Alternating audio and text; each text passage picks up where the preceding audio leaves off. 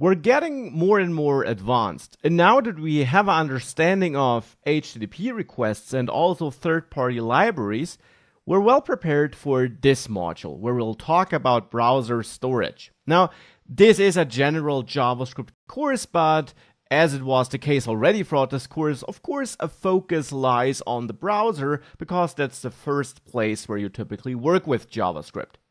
Now, in the HTTP module, we had a look at how you can store data and also fetch data from inside JavaScript to and from a server. So how you can basically attach your user interface to some backend, to some server, which then might also talk to a database where the data gets stored and retrieved.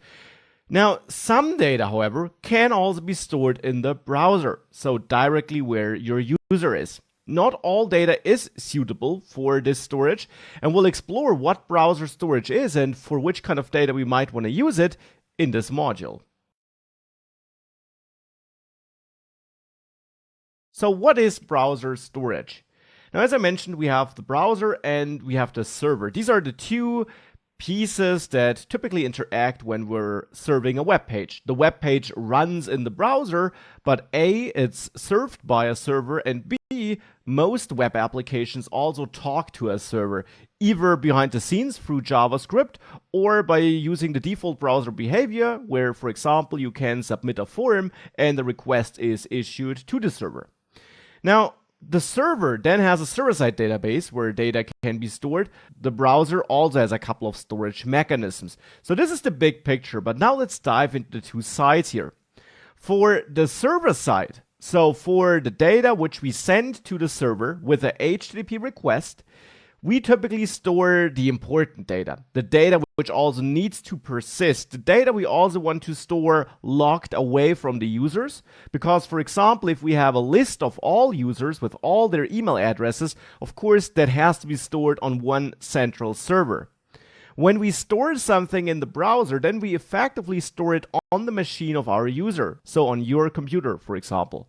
Now, of course, the implication of that is that this A is data we, as the application developer, cannot always tap into. Only when you're visiting our page, we can basically use the JavaScript code to interact with the browser storage, so the data is not always available to us. And in addition, it also can't be shared with other users. So the browser storage is really limited in scenarios where it makes sense. For example, if you're building an online shop, of course, you wouldn't store the products or the orders or anything like that in the browser, because you need to share the products with the other users, with all users of your web application. Therefore, such data needs to be stored on your server. The orders, of course, belong to a single user, but you, as the owner of the shop, also need access to them so that you can fulfill them. And therefore, that would also be stored on a server-side database.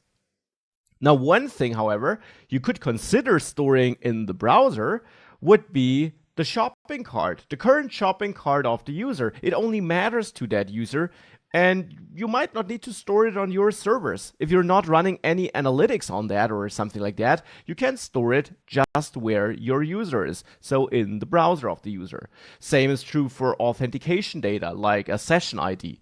Such data could be stored in a browser, so temporary data or convenience data, which might improve the user experience, but which is not essential to your entire offering. Now, when we talk about browser storage, we got three major storage types. We got local storage and session storage, which are very related, and I'll explain the difference in this module. We got cookies, and we got indexed DB. Now, let's learn about the differences between these different storage engines, between local storage, cookies, and IndexedDB. Local storage and session storage is a simple key value store. So it's like a JavaScript object which we save in a file. So it's basically just a couple of key value pairs. You could use that to store, for example, the session ID of a user, some analytics key which you need to send to your analytics servers, something like that. So often you use local storage to manage user preferences or basic user data. You can tap into local storage with the help of JavaScript, and only JavaScript. So only the JavaScript code that runs in the browser is able to communicate with local storage. It's easy to use, quite versatile, but of course it's bad for complex data because it's just a key value store. So if you would be building a rich web application like Google Sheets, for example, where you might need to store a lot of complex data in the browser as well, then this is not really a great option. Now, also a relatively simple storage is cookies. Now, cookies are also key value pairs in the end, though we can configure them in various ways. For example, we can set a cookie to expire at some time in the future so that it automatically gets deleted basically. For local storage, we can also delete data, but we have to do that manually through JavaScript. For cookies, we could set it as an option on one of our entries. We also, since it's still relatively simple, use it to manage basic preferences, session IDs, stuff like that. And we can also access and clear it with JavaScript, just like local storage, by the way, because I didn't mention it there. The user also can clear all that data through the developer tools, through the browser settings, where you can clear all local data. That is possible. Now, the special thing about the cookie is that it's a bit more clunky to use than local storage. It's not having such a nice API for working with it. It's equally versatile though, maybe a bit more even, because you can set expiry dates. And that's really different. Cookies also typically are sent to the server with outgoing HTTP requests. So cookies, unlike local storage and session storage, can also be read by the server because they're attached to outgoing HTTP requests in the headers of these requests. So that can be an extra plus. Now, just like local storage, because they're simple key value stores, they're not suited for more complex data. And then we got IndexedDB. IndexedDB is the most sophisticated storage device amongst these three. It's a client-side database in the end, built into the browser, which you can use with a query language. You can run more or less complex queries against IndexedDB. You can therefore manage complex data in there because you can have different tables with records that are connected and so on. And you can access it with JavaScript. You can also clear it with JavaScript. And just like all browser-side storages, the user can always clear and erase all that data with a click of a button in the preferences. And therefore, none of these storages should be a storage you rely on. You can use it to improve the user experience, but you have to live with the fact that your user can always clear these storages. Now, IndexedDB is also a bit clunky to use. It has a JavaScript API, but that is a bit annoying, and it's great for complex, non-critical data. It offers quite good performance, so it's really good if you have complex data in your application. I will say though, I'm really talking about rich client-side applications there, something like Google Sheets and so on. So where you basically build a desktop level application in the browser and you might need to store a lot of temporary or semi-temporary data in some storage on the browser, and you don't want to store that on a server for whatever reason, because you want to make sure that your application works offline or anything like that, then this could be used. In a lot of applications, you'll not really need IndexedDB.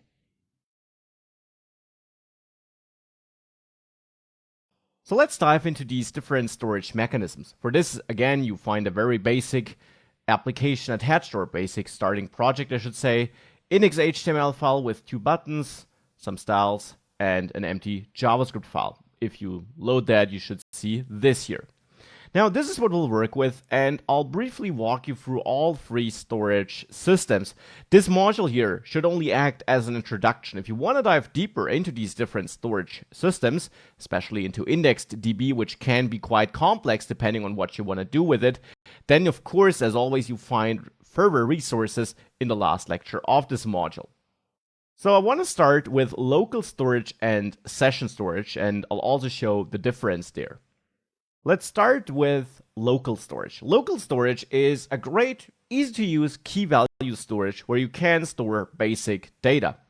Let's say you have some user ID for the user of this web application, so the user using your site on this machine, which you want to store in local storage so that you can attach it to every request you're sending to your server to identify that user. Now you should be aware, by the way, that all that data can be manipulated by the user, so you should never treat this as the single source of truth, but instead just as a starting point, which you then could validate with some other mechanisms. So here we have the user ID U123, let's say, and we want to store that in local storage.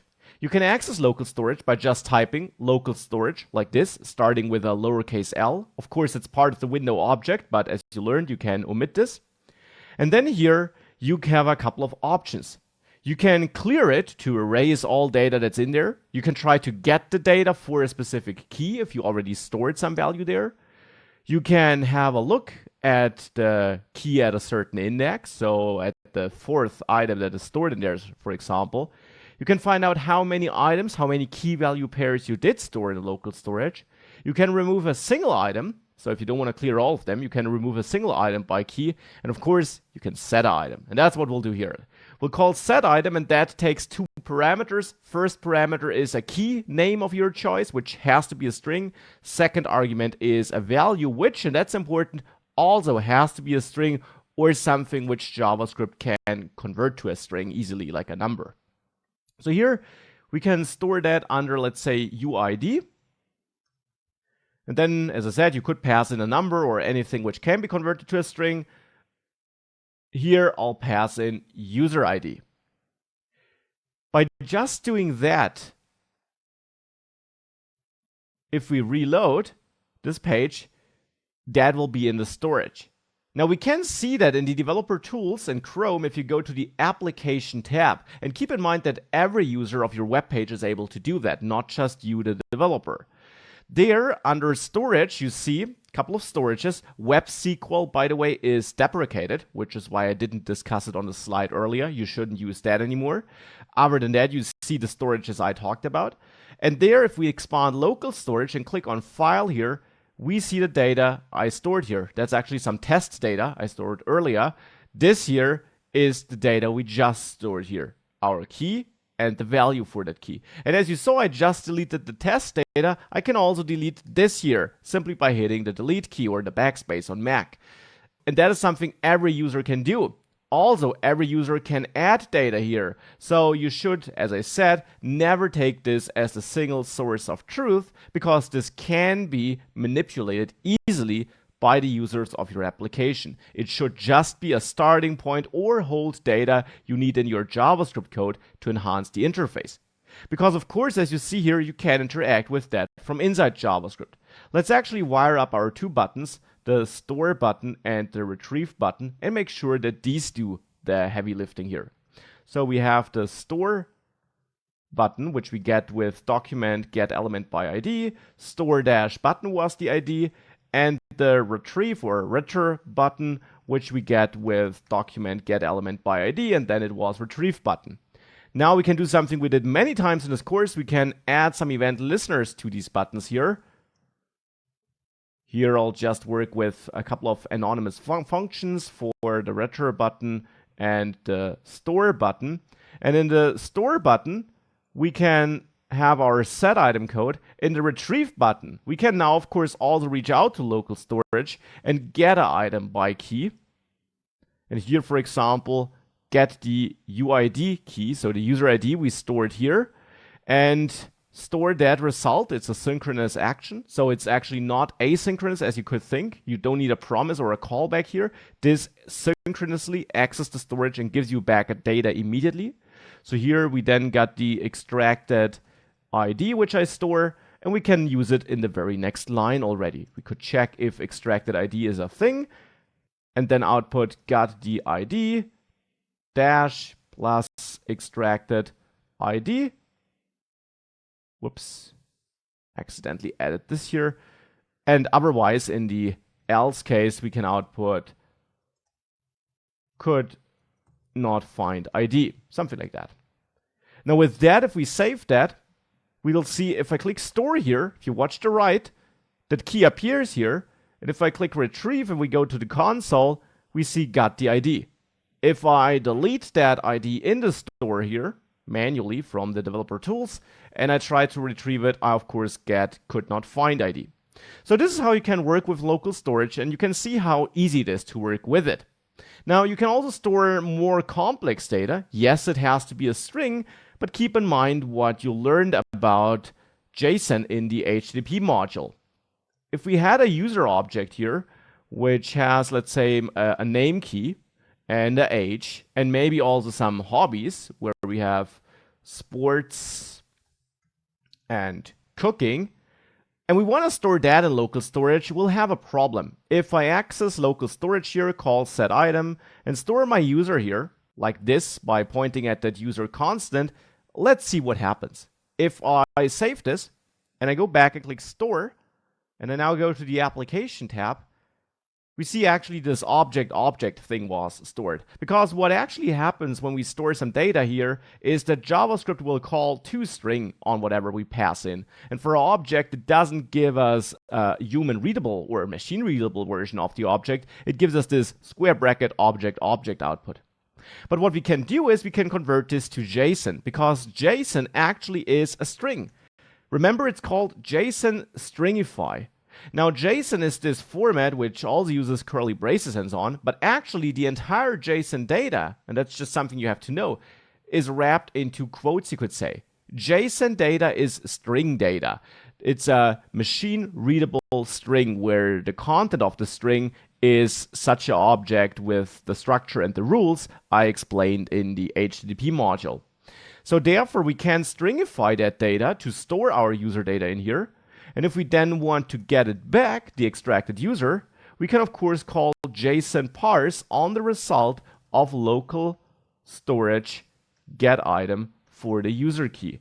And we could then console log the extracted user and maybe also first check if we really got it. But that's something we can do. So with JSON Stringify and JSON parse, you can even store more complex data in local storage if you want. So after reloading here, you see now if I click store, I store that here. And if we now go to the console and click retrieve, we correctly retrieved and parsed the user. Be aware that any methods you added here will get lost because they're not encoded into JSON. And also keep in mind that you don't want to store overly complex data in local storage because that's just not what it's built for.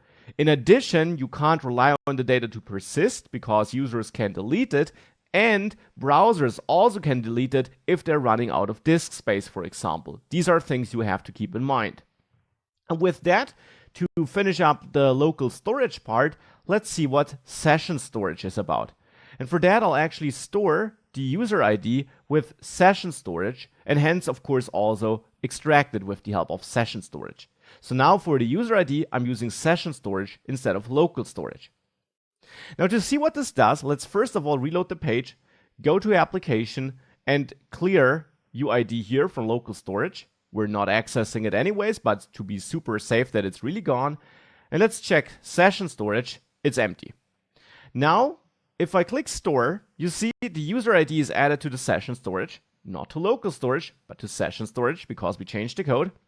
And if I now retrieve the data and we have a look at the console, we see we are able to get that data from session storage. Now if I go back to the application and I reload, you see after reloads the data also still is there in session storage. But now copy the URL, open a new tab and close the existing one and reopen the page. So we basically closed the browser and reopened it. Now you see session storage is empty. If you check local storage though, the data still is there. And that's the difference. Session storage data lives as long as your page is opened in the browser. So as long as you have it in an active tab, even if you reload the page.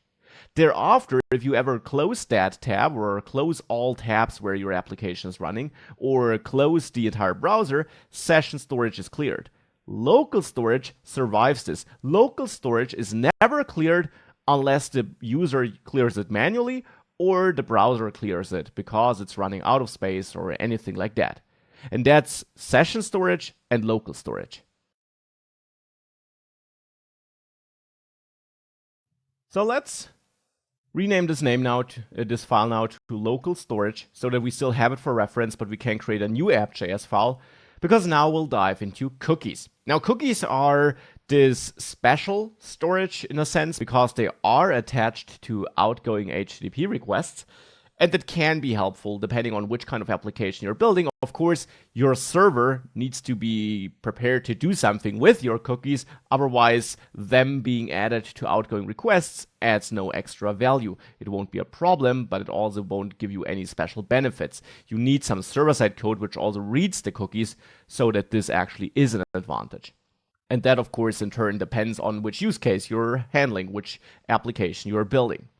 Nonetheless, here I want to focus on how we work with cookies from the client side. If you want to learn all about server side, by the way, my Node.js course is a great next step, just to throw it in right here.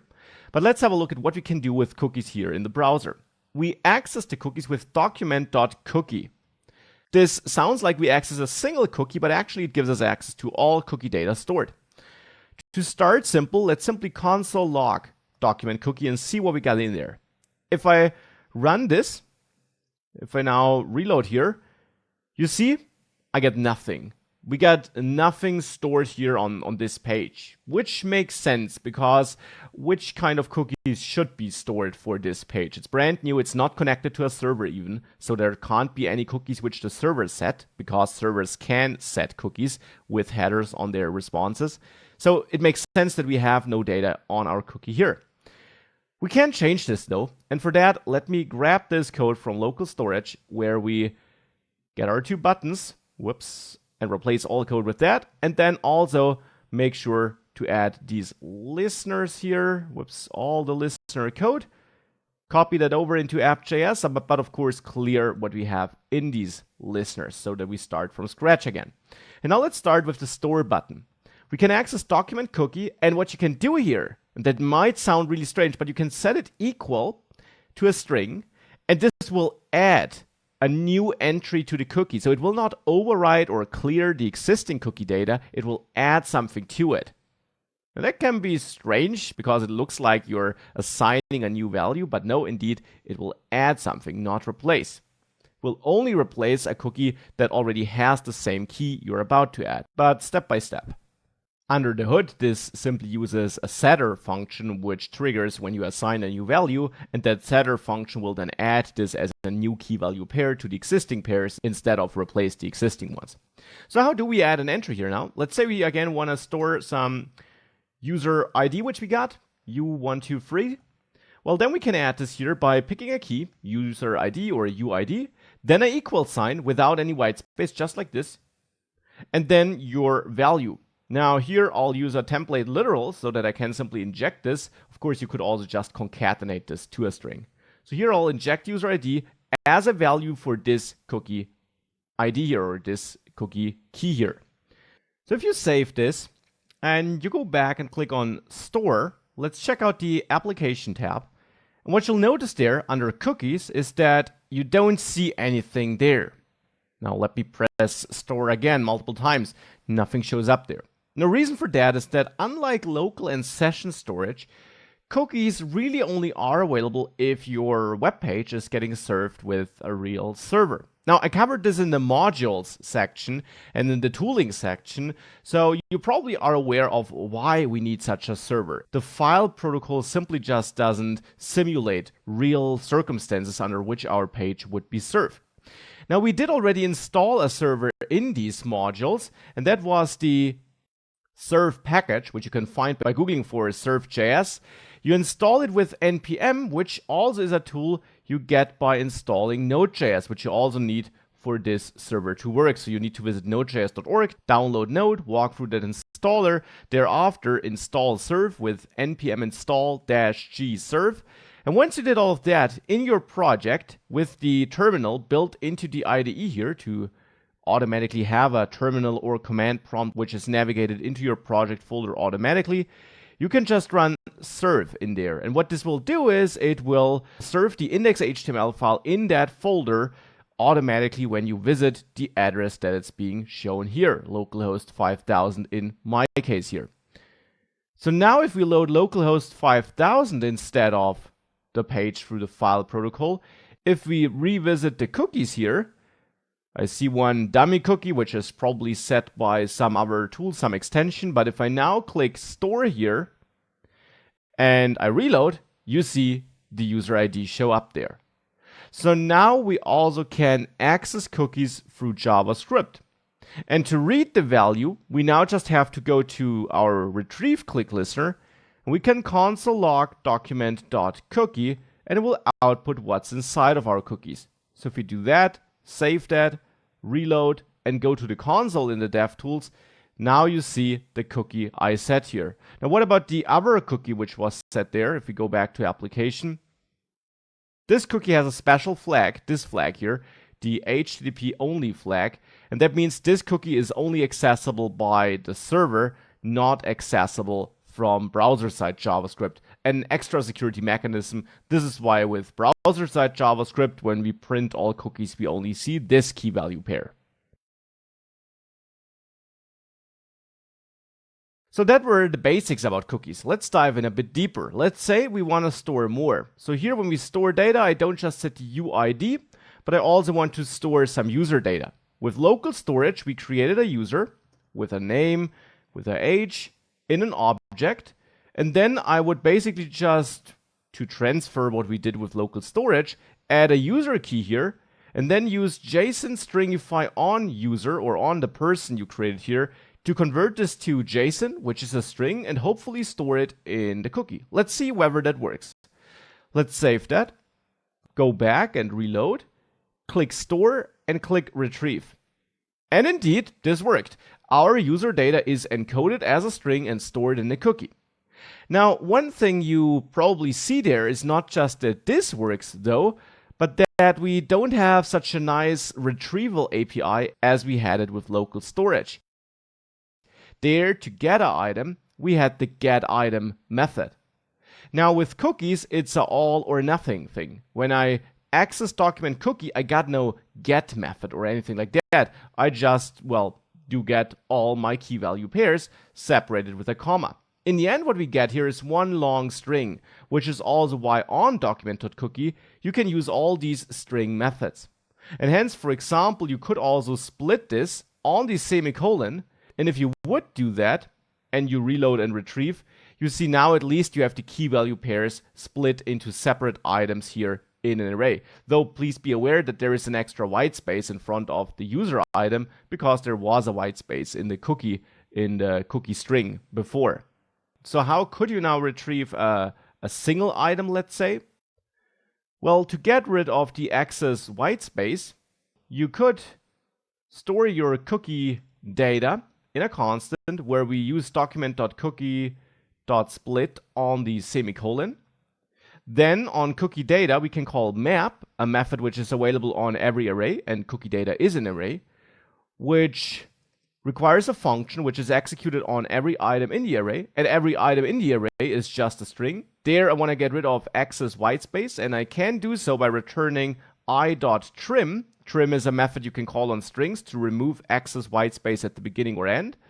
And with that, if I then console log the result of this, which we could store in a data constant, if we console log data here and save that, you'll see that if we now reload here and click retrieve, we got an array without that extra whitespace. Well, and now if you would want to find a specific value, you just would have to get the value on the right side of the equal sign. So for example, for the user, you can access the second item in data because it is the second item in our data array. And then on that item, you can, of course, split that on the equal sign. And then you'll have two items. One is the key. The first element in the resulting array is the key. The second element in the resulting array is the value. So on the result of that split call, which is that array with two elements, you can now access the second element to get the value. So this would be the user value here in this case. So if I save that and reload and click retrieve, that's the user value. So as I mentioned, a bit clunky, definitely not as nice to work with as local storage. So what are the advantages of cookies then? The advantages of cookies are that you can set them to expire and that you can also send them to a server with requests. Now, since we have no backend server we communicate with, let's here focus on the expiration, which is quite interesting. Now, it is very simple. If you don't set any expiration date on a cookie, it should expire when your session expires, so when you close the entire browser. Though, finally, it's up to the browser when it wants to delete the cookie. Also keep in mind that just as with local storage, the user can always delete all cookies, either through the DevTools and the application tab here, or simply with the browser preferences where you can also clear cookies. And you can clear cookies no matter if they have an expiration date or not. But back to that expiration date. If we would want to say that our user ID should not expire with the end of the session, then we can add one of two flags, max age or expires. To add the max age flag, you add a semicolon after your key value pair, and then white space, max-age, and set this equal to a maximum age. Now, the maximum age should be expressed in seconds. So you could say this cookie should only be valid for 50 seconds or for 2 seconds. If I do that and I save this, if I reload and I click store, if I go to application, you see under cookies, this UID here has an expiration date. If we expand that, we see, well, if I double click in there, we can see the full date. And that basically is, well, in 2 seconds after it was issued. Therefore, now already, if I click retrieve, this should not work. And I do indeed get an error because my one cookie was removed. And therefore, when I tried to call split on the second cookie, this of course failed because we only have one cookie by now. It did expire after 2 seconds. Hence, if I reload and I click store and retrieve quickly, it works. Or at least it doesn't fail. It doesn't work as before, but I'll come back to that in a second. So that's max age. The alternative to that is that you set expires to a value, and expires now takes a date. Now that date needs to have a certain format, and attached you find a link to MDN where you see examples, where you also see that format, for example. So that would be an alternative. If you know it's not 1 minute or 10 days or whatever it is a fixed date, then you could use expires. Now I'll go back to max age and actually set this to, let's say, 360 seconds, so to 3 minutes. Now you might have noticed that we have a problem when we retrieve the data. The problem is if I store data and I then retrieve it, here I print my user ID. Now actually, that's not what I want to print. I want to print the user, not the user ID with this code. Now why is this happening? Well, let's simply print document.cookie here to get an idea. So if I save this, reload, you don't need to store it again. It should still be stored, but you can always click store to refresh it. And if you then click retrieve, you see this is how it was stored here. Now, why is it stored like this here? Well, of course, because my cookie expired in the past. User did not expire, and if we then set user again to a value which it already had, it's not recreated. The old one is not deleted and the new one is added. Instead, it's just kept, it's not touched, and your new cookie is added. So since UID expired in the past, but user did never expire, user is still around and UID was re-added, but of course in second position. And that simply has the implication that retrieving data just by index alone is not a good idea. What you should do instead is you should search for the key name. And you can do that on strings, for example, with includes, where you can check for a given name. Attached, you also find a link to MDN where you find more patterns on how you can parse data and get data out of a cookie. Please also note that max age, so this extra flag which I set, and the same is true for all flags, is not part of the cookie output you get. So you don't have to worry about that when parsing your cookie at least. And that's it for cookies. Again, I did provide a couple of resources you can use to dive deeper. For now, that's all I want to explore here though. And with that, let's move on to the last part, to indexed DB. So let's move on to index.db, and for that I'll rename app.js to cookies and create a new app.js file in which will now work. Copy all the code from cookies though, but get rid of the cookie specific code in the functions. I just want to have the listeners and the functions here. And now let's work with indexed.db. Now indexed.db is the most complex storage, and therefore, just as before, you find an attached resource that allows you to dive way deeper. Here, I just want to explore the basic functionality. Now the basic functionality is that you work with a in-browser database. And for that, you can leave that development server running. You can also use the file protocol for indexed.db though. Here, I'll do it with the server. So the first step with IndexedDB is that you create a database or open a connection to an existing one. For that, we can call IndexedDB, which exists on window, and which we therefore can just access like this, and there call open. Now to open, you pass the name of your database. The name is totally up to you, but of course it shouldn't exist yet as a database. For example, storage dummy. Second argument can be passed, can be the version of the database. You can use that to keep track of different versions, update the database, change it, and so on. Not something we'll explore here, so we can just set the version 1. Now, when this runs for the first time and the database does not exist yet, it will create it. Otherwise, it will just open a connection. So that's the first step. Now, this is not promise-based or anything like that, unfortunately, so we can't call then and get the database connection object as an argument. That's unfortunately not how it works. Instead, this open method here returns a so-called request, a DB request as I'll call it. Now, on DB request, you can add 2 event handlers, 2 event listeners, either with add event listener or for best cross-browser support with on success, which should point at a function, and then also additionally on error, which should point at a function. Now in both functions you get access to an event object, and now you can interact with that. Now in on error, I'll just console log error and not worry too much about it right now. Of course, in your application where you really depend on IndexedDB, you should provide some fallback logic, but here it's fine like this. In on success, however, I want to continue. There, we get access to the database to which we connected or which was just created through that event object. Event.target.result is a field you can access here, a property you can access, and that will hold access to the database that was created.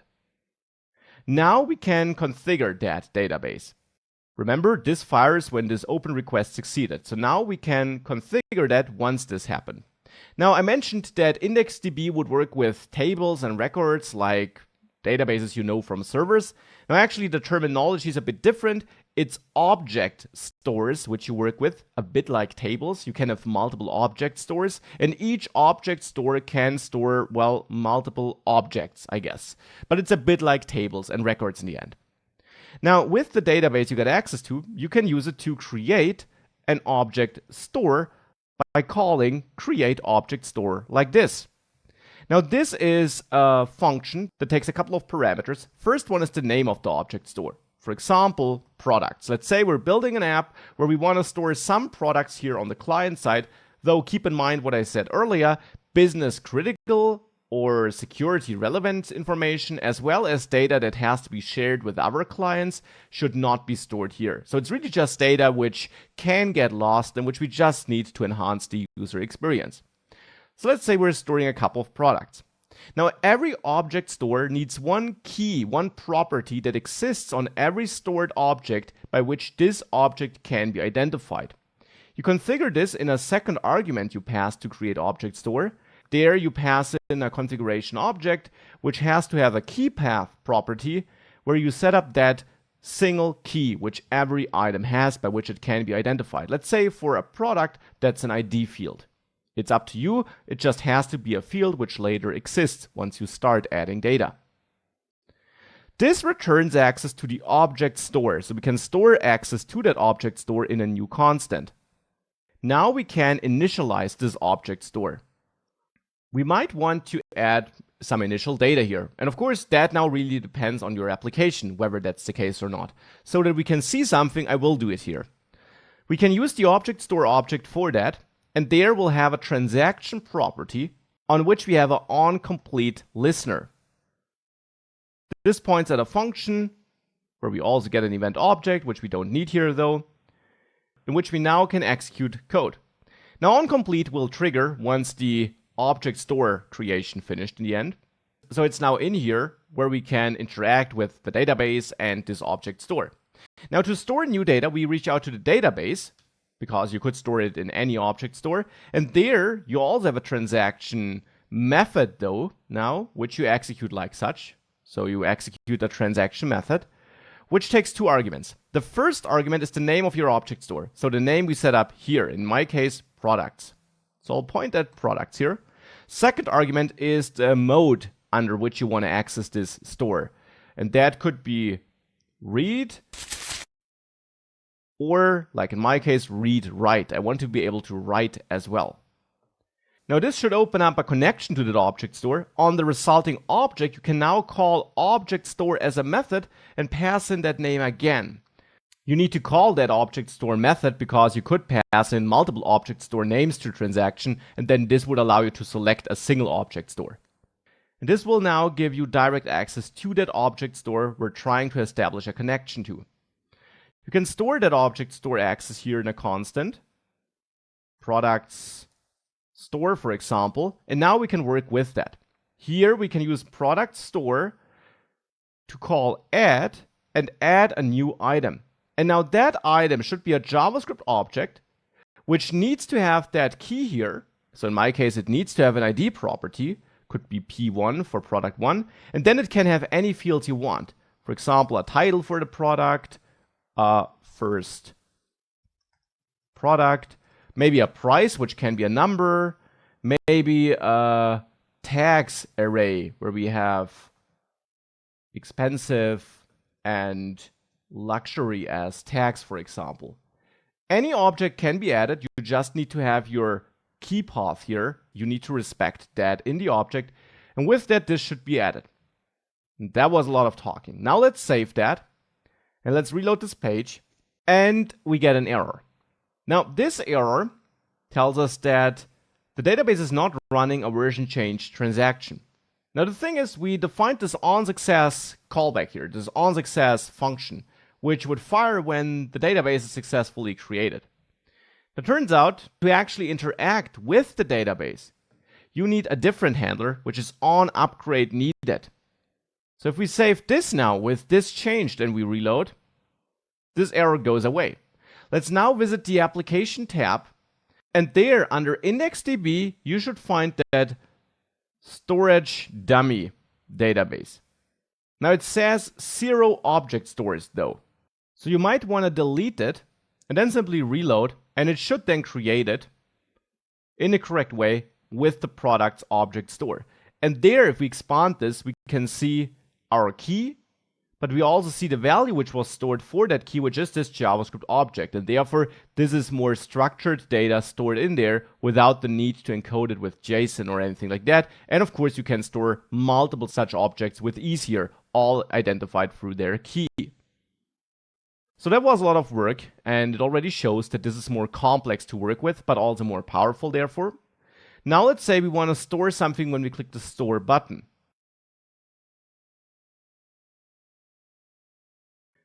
Now to add an item, we in the end need to repeat this process here. So I'll copy that code here, move it into my event listener.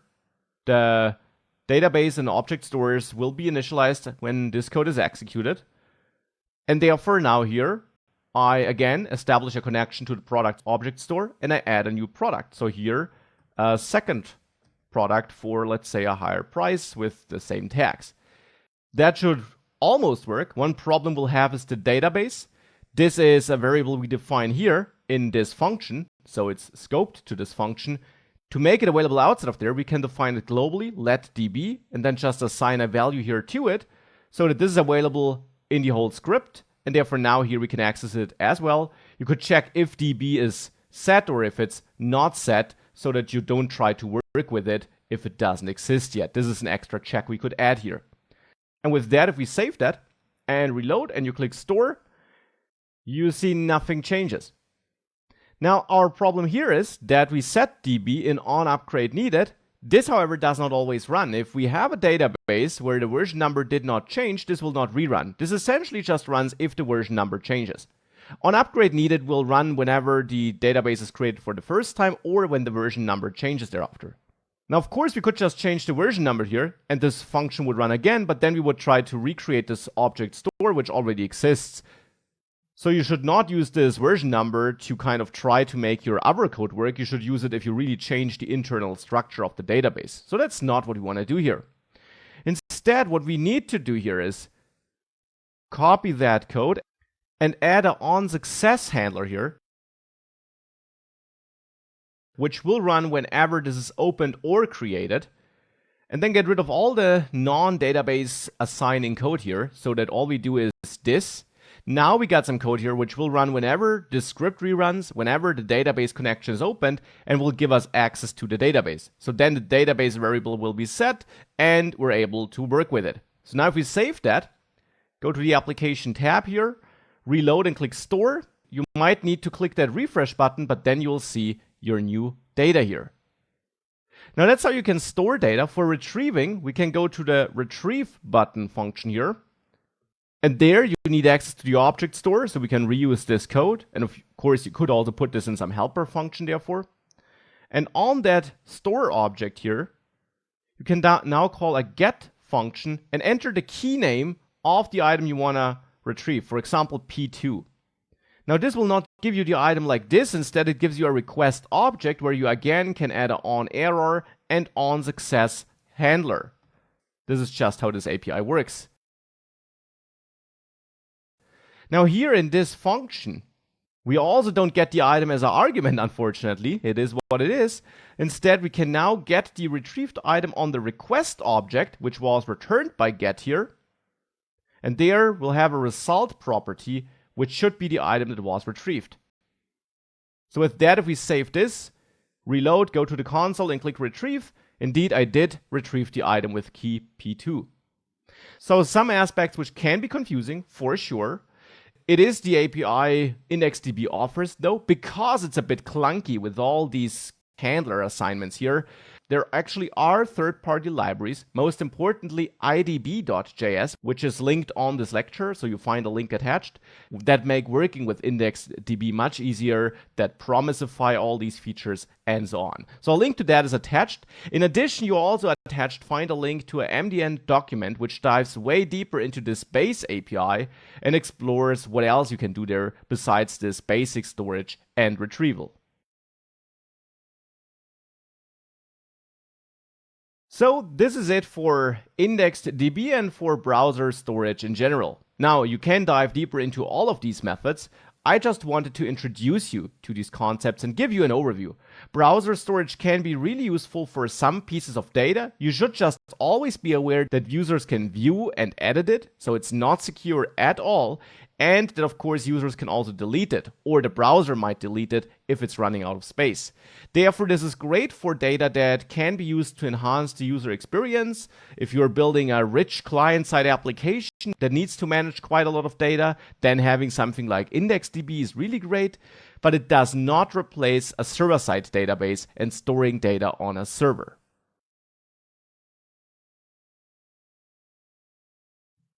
Let's dive into browser support. I talked about this a couple of times in the course already when we used one feature or another. I sometimes mentioned that this has better browser support. This only works in modern browsers. Now, in this module, I'll dive deeper into this. I'll explain what exactly browser support is all about and why it matters and how you can ensure that your code, your scripts, work everywhere you want them to work.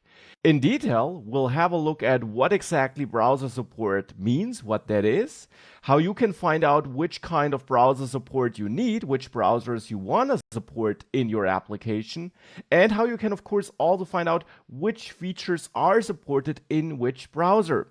Now, of course, we'll not just find out which features work where, but we'll also explore what you can do to write an application, to write code that works in a broad variety of browsers or in all the browsers you want to support.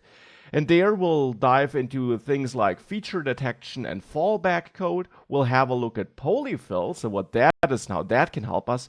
And we'll have a look at code transpilation, which allows us to write modern code and ship older code, which works in older browsers as well. So a lot of things to cover. Let's not waste any time and dive right in. So what exactly is browser support? What do I mean by that term? Well, consider an application where you're writing some JavaScript code and you want to use the fetch API. You want to send an HTTP request with that fetch API you learned about in this course. You as a developer want to use this because it's nice to use, it is promise-based out of the box, it's easier to use than XML HTTP request in many regards, and you might not want to use a third-party library like Axios, so therefore you decide to use Fetch. Now, the problem you as a developer have when writing JavaScript for the browser, and of course this really only applies to the browser therefore, is you can't control which browser your users will use. You don't know if people use Internet Explorer, if they use Firefox, if they use Chrome, and which version of that browser they use. That's something you can't control. You can test your code in a certain browser, and you might, as a developer, be using cutting-edge browsers, but you can't rely on the fact that all your users do the same. Because indeed, as you of course know, there's a broad variety of browsers users can use, even more than what I'm showing here. And for these browsers, we even have different versions for desktop, iOS, and Android. And whilst they share the same branding, the browsers for desktop and iOS and Android also don't necessarily have to be the same and support the same set of features.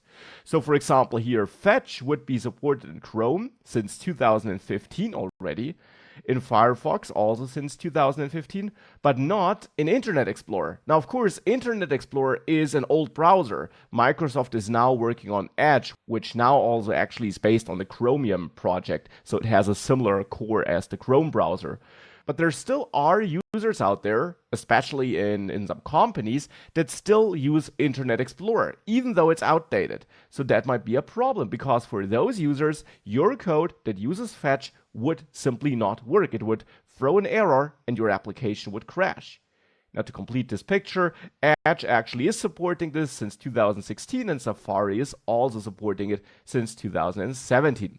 So Fetch has decent browser support, but it has one browser, Internet Explorer, no matter which version you're using there, where it won't work.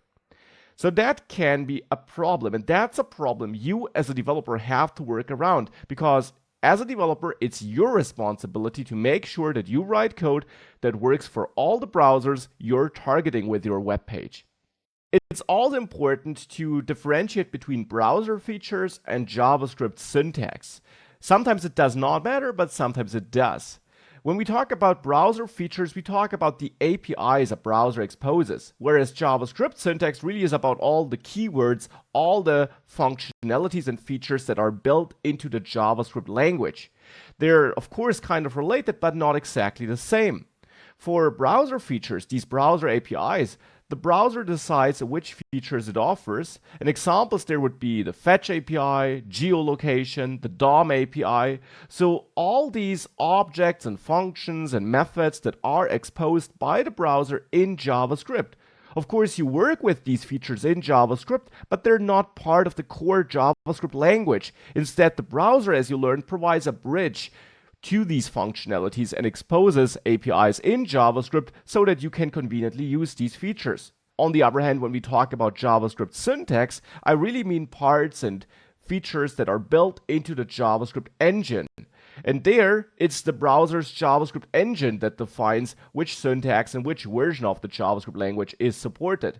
Now, there also, a browser might have an engine that supports some features but not all, and ultimately, of course, it's the developers of the JavaScript engine that decide what is supported, and often these developers are part of the browser developer team. But technically, there is a differentiation, and these teams might not always be the same. Examples for JavaScript syntax would be things like let, const, async await, promises, so all these core functionalities that are baked into JavaScript. Now, why does this matter? Because browser features typically are implemented individually, so one feature at a time. There might be some new feature which is coming up, and let's say the team behind the Chrome browser decides that they want to implement it. They might just go ahead and offer this feature as part of Chrome. Other browsers might not yet offer this feature, and they might not even plan to offer it in the near future at all. So then you can only use this feature in the Chrome browser, and hence if you're using it in your application, only users using the Chrome browser could use that feature. Now for the JavaScript syntax, it's of course a bit related, but there, Features sometimes are also unlocked or implemented individually, but also sometimes in chunks. For example, for JavaScript, there is a specific version, ES6, which brought a lot of changes. It introduced let, const, arrow functions, and much more. And of course, all these features also were implemented step by browsers, but they all worked towards that goal of supporting these features at some point. So it was like a big chunk of features where all browsers kind of agreed that they want to implement this. And that's a difference you can be aware of. It's typically safer to rely on certain JavaScript syntax features to be available at some point than it is for certain browser APIs, especially if it's very new experimental APIs. Then it might take way longer until all browsers support it. Additionally, for JavaScript syntax features, you will learn in this module that there is a way of writing code with all the latest syntax features and compiling it down to older code that works in older browsers as well. For DOM APIs, that's not really possible. If one browser gives you the functionality of getting the user location and another browser doesn't, then there is no way of magically making it work in the browser which doesn't offer that. So this is another important difference here. And in general, the takeaway is that not all browsers support all features, and that browser support changes all the time in modern, also sometimes called evergreen browsers. The browsers are also called evergreen browsers because they automatically update. If your users are using Firefox, they're typically using the latest version or one of the latest versions because the browser updates itself behind the scenes. For older browsers, also called legacy browsers, for example Internet Explorer 8, that's not the case. So people who are using Internet Explorer 8 would have to manually switch away or manually install a new version at least. And if that doesn't happen, well, then these users will never get the new features. So that's browser support and the difference between browser APIs and JavaScript syntax. Now, how can you find out which features are supported where? If you're writing an application with JavaScript, if you're writing some JavaScript code that should run in a browser, you of course need to find out if a certain feature you're planning to use is available. And of course that might be the case multiple times in a project if you're using multiple features where you're not sure. Now of course there is a certain core feature set, core syntax that is available in most browsers, but it comes with experience that you know what is available where. And for newer features, but even for older features where you're just not sure whether they're supported everywhere, there are a couple of resources you can check to find out how browser support is looking for these features. One resource is MDN. We already used MDN throughout this course because it is a great resource for getting more information about JavaScript functionalities, diving deeper into JavaScript features, and simply learning more about JavaScript. Now, whenever you are on an article on a page on MDN about a certain feature, you find a browser support table in that same article, typically at the bottom of the article. The table there, or the article, might also not just give you that rough overview over which browser version supports which feature, it might also give you extra notes, hints about how you can work around missing browser support, fallbacks, and so on. Let's take the Fetch API as an example. Here I googled for Fetch and I get the MDN result as the first result. And now I'm here on the article. We can learn more about Fetch, and that's all nice, but if we scroll down, we see the browser compatibility table here. Now, there you see various browsers. Here you also see the differentiation between desktop browsers and mobile browsers. And then you see how well they're supporting Fetch and different variations or different niche features of the Fetch API. And you see for Fetch, the support is generally quite good. Chrome supports it, Edge, Firefox, Opera, Safari, but for example, Internet Explorer does not. You also see since which version this is getting supported. And if you expand this here on Firefox, for example, you got this on a couple of browsers, you learn more about it, how it is enabled there, and so on. So that should give you a first good idea. And if you, for example, know that you don't need to support Internet Explorer in your application because you're targeting users who are not likely to use Internet Explorer, well, then you can, of course, simply go ahead and use fetch like this, and it should work in all these browsers. Maybe you want more details though, or simply an alternative source to double check. And then caniuse.com is another great resource for determining browser support for a certain feature. There you can search for a feature name to get a detailed overview over that feature and which browsers support it. You even get market shares so that you can see how many users will be able to use this feature if you implement it in your application. So how many users are using which browser, and then this is added up for you so that you get an impression of how many people you could reach and how many people on the other hand would visit your website and it would just not work as expected. This page, just like MDN, also often includes notes and fallbacks and workarounds to give you extra information and extra ideas on how you can make something work. So for that, you can visit caniuse.com, and here, for example, we could just type fetch. By the way, you can also type something like let and find out how the let keyword is supported. So it's not just about browser APIs, but also about syntax features. So here I'm searching for fetch though, and now you see this table. There you see various browsers, also desktop browsers and then the mobile versions, and you see which versions are supporting a feature, which versions are supporting parts of that feature, which versions are not supporting it, and there you also see how many people are using these browser versions. For example, Chrome 4 to Chrome 39 in this example is getting used by 0.26% of all users. So not that many, of course. For example, if we go to this stable version, we got almost 30% using one of these versions here, which does support fetch. We see Internet Explorer is not supporting it, and there we see overall we would miss out on around 2% of users if we use fetch and we ship that on our page. 2% of all users would not be able to use our page correctly because fetch would just not work there. So this can be another great resource for finding out how well a certain feature is supported. Here you also find additional notes that might be interesting. You find sub-features, so features related to that feature, which might also be interesting to you. And under resources, you can find additional information. For example, a polyfill, something that will become interesting later, and so on. So this is another very useful resource, and MDN and caniuse.com together are the two resources I commonly use to find out how well something is supported. Now, we don't stop there, however. There also is Google, of course. Now, the first two resources are by far the most important, but for some niche feature or some advanced use case, it can also be useful to just Google for it, something like fetch JavaScript browser support, and then check the results.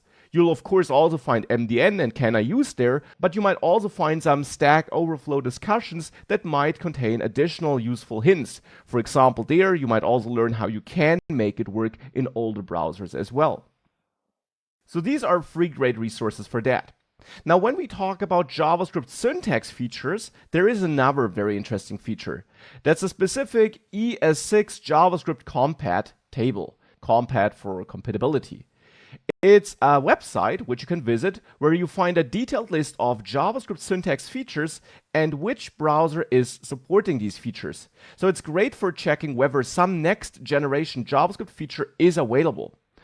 You find a detailed feature split there, and it even shows you support of various transpilers, something I'll come back to later in this course, so that you can learn that even if a browser does not support a feature, whether you can make it work with a certain transpilation tool. If you Google for ES6 compat table, you should find this ECMAScript 6 compatibility table by Kangax. And if you visit this, you find this page here. Now that's a huge table here. Now what you see here is for one up there, you can choose JavaScript versions, ES6, and then even more, next gen 2016 plus, and so on. You can simply click through that and learn about certain features, like the global this keyword here, which is a very new feature, or if you go back to ES6, about REST parameters, which you'll learn about, const and let, and so on. And then here you see how support is looking for it. You see compilers and polyfills, so this basically shows you if you can make this feature work everywhere with some tools. And there you see for const and let support would be pretty good, for example. But then if you scroll to the right, you also find browsers, desktop browsers to be precise, and you'll learn how support is looking like in Firefox, different versions, Chrome, different versions, Safari, Edge, Internet Explorer, and you see that, for example, Internet Explorer 11 is having some support for constant let actually. Older versions of Internet Explorer will not have that, however. So this can also be nice to learn whether some core JavaScript syntax is available there. If you scroll all the way to the right, by the way, you can even see that for Node.js. So if you don't plan on running your JavaScript code in the browser, but instead with Node.js, something I will come back to in a separate module, then here you can learn which Node.js version you need to use to support certain core JavaScript features. So this is the last really useful resource I want to show you so that you can build your application in the best possible way and find out which browser supports which feature and which syntax. So now we know how we can check browser support. Now with that, the naive thought might be that you simply check all these resources and then you need to find a way to make the feature you want to use work in all possible browsers across all browser versions. And here, the clear answer is don't do this. For one, this will never be entirely possible. There are super old versions of Internet Explorer that don't support anything. You will never be able to make your application with all its features work there. You would just cut so many features that just to support a small fraction of the user base, you pass on some awesome features and awesome improvements you could offer to the vast majority of the user base. So you definitely have a trade-off there, and you want to be careful regarding your decision. Don't build an application for the smallest possible denominator. Instead, analyze your market. Get an idea of who your users will be and then build your application for those users and use the features or make the features you plan on using work for these users and their browsers, not for the global user base. Here are some ideas. Let's say you're building some internal tool or application, so something that runs in the internal company network and only employees of the company will be able to use that. It's a common use case. All companies have their own internal systems, which often also are just web applications. Now there, the company browser might be clearly defined. Maybe as a policy in your company, everyone has to use Chrome or Firefox, or everyone has to use Internet Explorer 11. Then you know exactly what your user base is. You know exactly for which browser you need to build, and you certainly don't need to support any other browser. Or let's say you're building some web page that targets tech-savvy users, some blog about technology, some online learning site, anything like that. Well, there it's very likely that you have users who are using cutting-edge or modern browsers and versions of these browsers by default because they're interested in technology, they keep their system up to date, and of course they're using the latest browsers because they want to use all these rich web applications. Then you might not need to support very old legacy browsers because only a very small fraction of your users visits your site with these browsers, and it might be fine to pass up on these users. You can't satisfy everyone. Maybe you want to show some message to these users who won't be able to use your site, but that's all. Or you're building a site that targets older people or simply a non-tech savvy audience. So then, of course, these people might be more likely to use slightly older browsers, and therefore you want to make sure that you support these people and their browsers. You might not be able to rely on your audience to use cutting-edge browsers, and maybe therefore you need to be more cautious regarding which features you use and how you test your code on older browsers. And that's one other thing, by the way. You, of course, also want to test your application in a broad variety of browsers, reflecting the browsers you would expect your users to have. So now with all these things we learned about browser support and how to determine the correct support level, let's learn about some strategies on how you can build a web application that works in a broad variety of browsers. And there, one thing we could do is we could use feature detection and provide fallbacks if a certain feature is not available or not supported by a browser.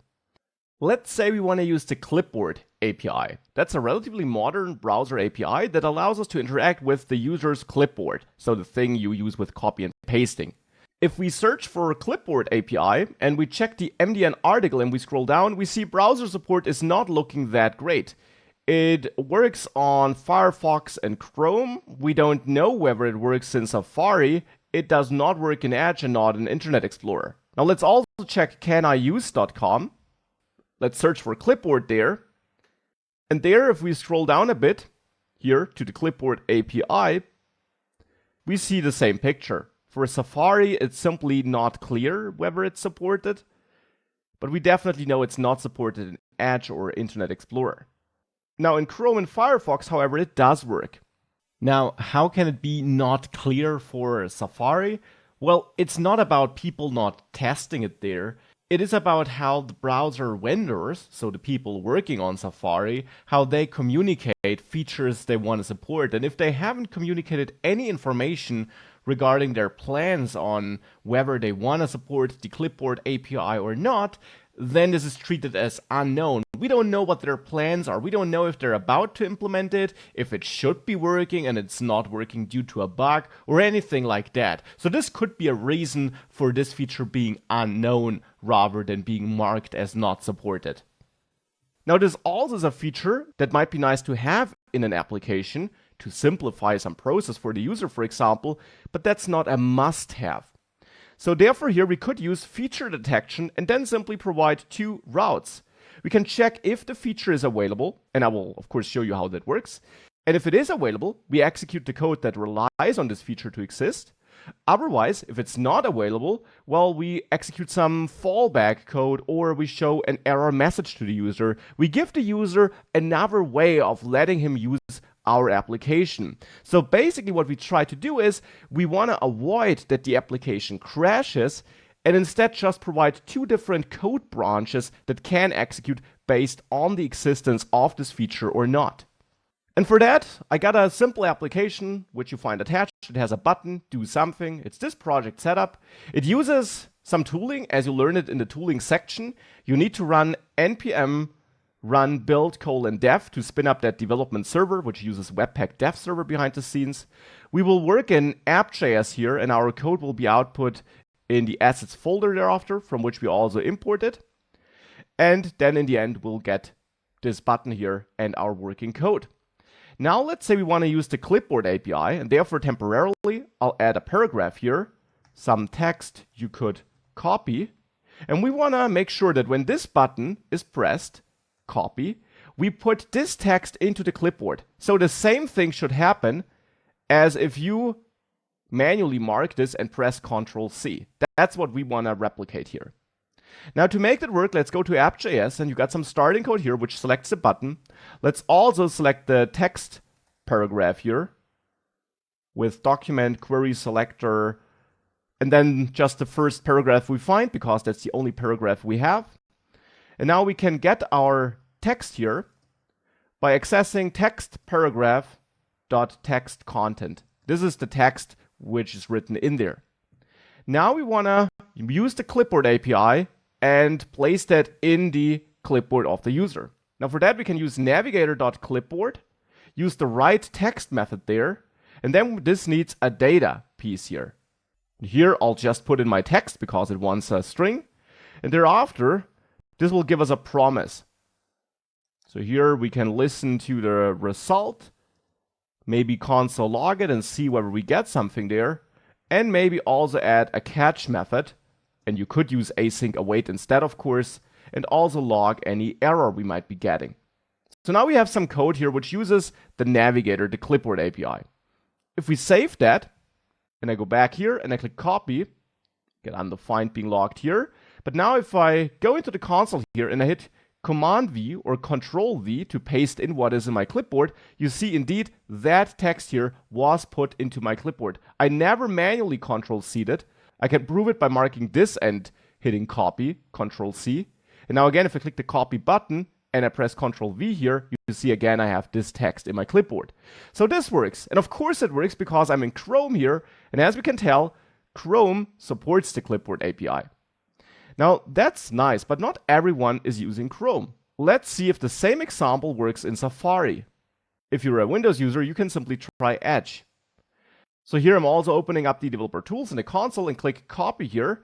And now you see I'm getting an error. Undefined is not an object, evaluating Navigator clipboard write text. And indeed, if I try to paste in what I copied, it's still my URL. So on Safari, this does not work. And if you tested it on Edge, it also doesn't work. Well, at some time in the future, it might work, but at the point of time I'm recording this, this is not working. And in the future, other features will not be working in one or the other browser. So at the moment, the Clipboard API is not working in Safari and not working in Edge, for example. Now, right now, the problem we have with that is that we got an error that is being thrown here, and this might simply crash our application, like it does here. This is not coming from inside our catch handler, because it's not the copy action that went wrong. Instead, it's coming from an earlier point of time, because we tried to call a method on undefined. Because in Safari, navigator.clipboard yields undefined. And if you try to call a method on that, you get an error. So your application crashes. And that's something we, of course, don't want. Now, we could wrap this with try catch to catch this error, but that quickly gives us code which is a bit dirty. So instead, let's do something different. Let's use feature detection. And this is very simple. We want to use Navigator clipboard. Now, what does it yield if this is not supported? It gives us undefined. So we can check if navigator.clipboard, and you learned that undefined will be falsy. If this gives us an object or anything else we can work with, it will be truthy, and therefore we'll make it into this if block if this is not undefined. So we'll make it into this if block if this is available. So now we can take the code that relies on the availability and move that into that if block. And now this code only runs in browsers where it actually is supported. If we save that and we go back and I click copy here in Chrome, of course it still works. Now let me clear that and copy undefined instead. And now if I go to Safari and I click copy here, we don't get an error anymore. Of course it also doesn't work. I didn't put it into my clipboard, but the app is not breaking anymore. And now we can provide some fallback code for browsers where it is not supported, simply by providing an else branch here. And then the simplest fallback would be that we show an error message, feature not available, please copy manually, or depending on which feature we're trying to use and on what we're trying to build, we might be able to offer an alternative route. Maybe we can go into that paragraph and pre-select the content at least, so that the user just has to press Ctrl and C. That might be a possible improvement. Or we can do anything else. That really comes down to the question of what you're trying to build. Being able to provide some fallback code here and only execute the code that uses that feature when you need it is a great step in the right direction, however. And therefore, feature detection and fallback code is a great way of using certain features that might be nice to have, but are not really essential for your application, which means the rest of your application might work fine, even if users can't use this convenience button here, because for now in Safari, they would simply get that alert. Checking for feature availability and providing a potential fallback code is also viable for features that might be crucial for your application. Even if you can't work around it with some fallback code, and even if your application really depends on the availability of a certain feature, you can at least use feature detection and fallback code to show the user an error message, prompting the user to switch to a different browser, for example. Even that is better than just failing silently. Also keep in mind that users, of course, don't visit the developer tools, so they don't even see the error message in the console. And even if they would, it might not tell them anything. So showing at least some error message is better than doing nothing. So even for a vital feature where you can't work around in your fallback code, having such a detection strategy and showing an alert or an error is better than doing nothing.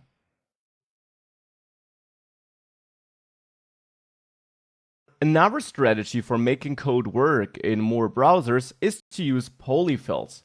A polyfill is a third-party package that adds a functionality which otherwise might be missing in a browser. Let's say you want to use promises. Promises might not be available in all browsers. For example, Internet Explorer does not support promises, and therefore to still make it work there, you can add such a polyfill, which again is just a third-party package that actually teaches the browser how to use that feature. Now, obviously, this is not possible for all features. Some features rely on some core mechanics which can't be worked around with JavaScript. Some features, however, can be replicated with other JavaScript features, and therefore an older browser, which might not support, let's say, promises, but supports other features with which you can rebuild the idea behind promises, might be able to utilize such a promise polyfill. So it's a third-party JavaScript feature that simply adds something to a browser which otherwise is missing there. So for some features and functionalities, this might be very interesting to have. Now, how do you find such a polyfill?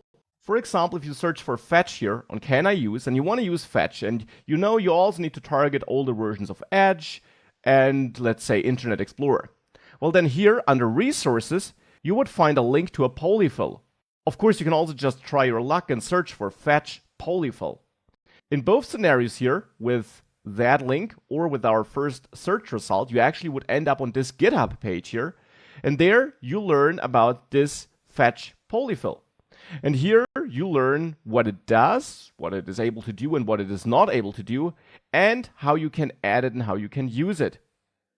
You also learn that for this polyfill to work, you also need to add another polyfill to make promises work.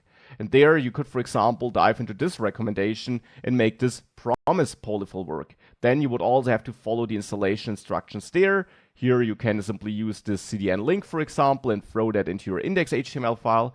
And with that, you would be able to use promises. And with this polyfill, you would also be able to use the fetch API.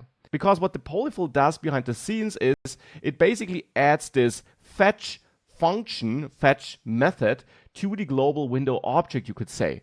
And it does so by rebuilding the fetch API with features that are available in older browsers as well. And if you're interested in seeing what happens under the hood, well, you can simply dive into that open source code here and learn how they rebuild the fetch API with other tools, to be precise, with XML HTTP request here. So polyfills can also be a very nice feature to making features work in browsers that would normally not support it. Of course, not magically, you're not touching the browser's source code after all, but by simply working around the features with features the browser does support. Therefore, this is not available for all features you might want to use, but for some, especially promises and the fetch API, are prominent examples which you can make work in older browsers, even though they normally would not work there.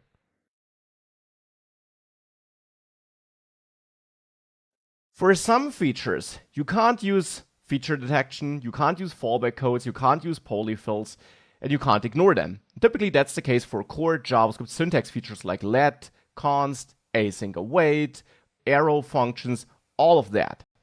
These are features you as a developer might want to use because they allow you to write cleaner code, work around certain issues you have with older JavaScript code, and so on. So you want to use this modern code, but you also need to support browsers that might not support these JavaScript syntax features. Let's take let or const as an example here. If we search for it on Can I Use, we see const has decent browser support. Even Internet Explorer partially supports it, but older versions of Internet Explorer don't, for example. And that might be an issue if you need to target these 0.3% of users.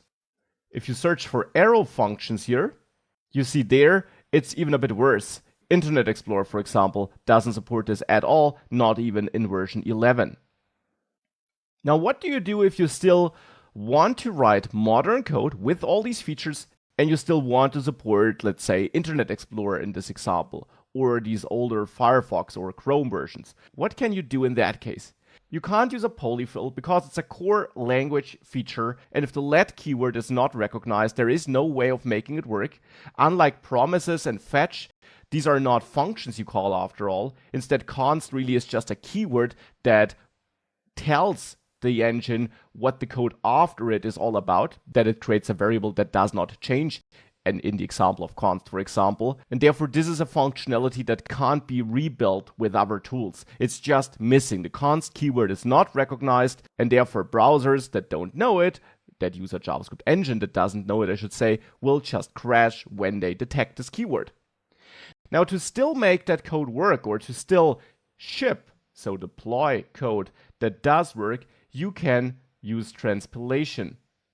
The idea behind transpilation is that you transform your code, your modern code, into older code. And this is of course not done manually, because if it would be done manually, you could just write older code right from the start. Instead, you have tools for that. Most prominently, Babel is a tool that does that for you. It can even be integrated into your Webpack workflow so that that all happens in one step. This allows you to write modern code, use cutting-edge JavaScript language features, and still ship, so deploy, cross-browser code that, for example, still uses var instead of constant let, or that uses normal functions instead of arrow functions. So how would that look like? Well, for that we need to quit our development server and now install that transpiler. You do that with npm install --save-dev, and now let's see which transpiler we need. For that, you can just Google for Babel, and you should find babeljs.io. Now actually, let's search for Babel Loader. This is the Webpack integration, and go to that GitHub repository you'll find there. On babeljs.io, however, you can learn more about the Babel project and all its rich configuration options and so on. So definitely also check this out. Now here on Babel Loader, you'll learn how you can install it, and you will actually need to install Babel Loader, add babel/core, add Babel preset env, well, and Webpack. We don't need that, we already got this in our project setup, but we need the other three packages. So you can just copy that and add this here after --save-dev. By the way, --save-dev is just a longer form of just -d here. So now hit enter, and this will now install these three packages into your project, and we can then tweak the Webpack configuration to use them. In the end, what we got here is Babel Loader, which is the integration into Webpack, which basically does the connection of Webpack and the Babel tool. We got Babel Core, which is that Babel tool, so the tool that actually knows how to translate modern code to older code. And Babel preset env is a preset that controls which features are compiled in which way. So actually, this is the package with the concrete translation rules, you could say. So now we have these three packages. Now how can we use them? Well, just as explained here. You have to add this entry here to your Webpack configuration. So let's copy that actually, and then go to webpack.config.js, and there, let's say above the plugins, though the exact position does not matter, you paste this in and add a comma after it. This adds a module entry, which basically gives instructions to Webpack how to transform your different modules. And a module in Webpack world is just a file. So it basically tells Webpack what to do with the files it's managing. Then you can add a rules entry here, and that takes multiple rules because you can control different kinds of files with different so-called loaders. A rule is a JavaScript object where you have a test property. There you define how the file you want to translate should be identified. This is a regular expression. You learned about these briefly in the strings and numbers section of this course. And here we're basically saying any file ending with .js or mjs, so with an extension of JS or mjs, should be treated or should be handled by this rule. Other files ending with a different extension, of which we have none, but if we had them, would be ignored. Now we will also want to exclude any files that are in Node modules or Bower components, which is another package manager, which we don't have here, so we can actually remove that, will be ignored, so that we don't start transpiling code which is part of third-party packages. These should be ready to use out of the box. And then we have the concrete action that should be taken with the use key here. It's again an object where we configure the loader that should be applied, so that Babel Loader should take care about such JavaScript files, and that as an option, it should use that preset env rule set. This is now what we're doing here, and we also should do that by copying that in the webpack config.prod file. Arguably there it's even more important because this is the code we ultimately want to ship to our users. So here under testing, we might test this in modern browsers anyways, though you should still compile it there so that you have the same experience as the users who use your actual code. But it's the users who get your production-ready code that actually need that code that works in older browsers as well. So now that's the first step. Now we're not entirely done though. We need to configure which browsers we want to support, because that's the cool thing about @babel preset env. I said it's a set of rules that controls which features are translated to which older code. For example, that let and const are translated to var. Now, of course, the exact translation you want depends on which browsers you're targeting. This is where we come back to our market analysis. Because keep in mind, if you revisit this compat table, that the different features modern JavaScript offers have different browser support. For example, const and let have quite decent browser support, so we might not even need to compile them if all we want to target is Internet Explorer 11 and higher, and these partial features which are missing are not a problem to us. On the other hand, there might be other features which are also important to us, which are not supported in the browsers we want to target, and therefore they should be compiled. So we want to tell Babel and this preset env package for which browsers the compilation should be fine-tuned. And thankfully, Babel works exactly like that. It wants this information, and then it really gives you code that is fine-tuned to the browsers you want to support. Now, how do we pass that information to Babel, however? We can do that with the package.json. There, simply add a new entry, let's say here, which you name browser list, like this. The value it holds is also a string with double quotes. And now in here, you can specify a browser list configuration string. Browser list is a separate package and tool that is used under the hood by Babel preset env. And attached, you find a detailed description of which options you can set there. You can do stuff like set greater 2%, which means you want to output code that works in browsers that have a market share of greater than 2%. And of course, every time you build, this is checked, and this under the hood taps into a source which is always kept up to date, so that you build code that works in browsers with greater than 2% market share. Now with that, that should be browsers list, by the way, with the S after browser. Now with that, we can run npm run build prod or just build to get the unoptimized output. And now in scripts here, we see an app.js file with our code in the end. Now, the interesting thing is, of course, this is the Webpack world, so it has all this Webpack extra code. But what we can see if we scroll down a bit is, for example, here we see const button equals document query selector. This is our code, and Webpack then does some stuff with it, but this is our code. And you see, for example, const was kept here. Now, if I change this to, let's say we want to support browsers with a market share greater than .2, which of course includes way older and smaller browsers, and I now rebuild this, let's check the output again. If we now go down there, we see we got a var in there. So now our code really was translated to code that would work in older browsers as well.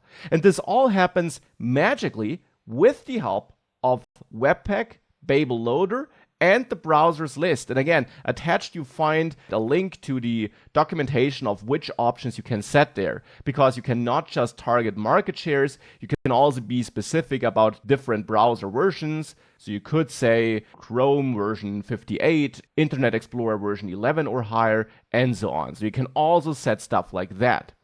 You can also combine multiple queries or multiple instructions. For example, you can add not dead here.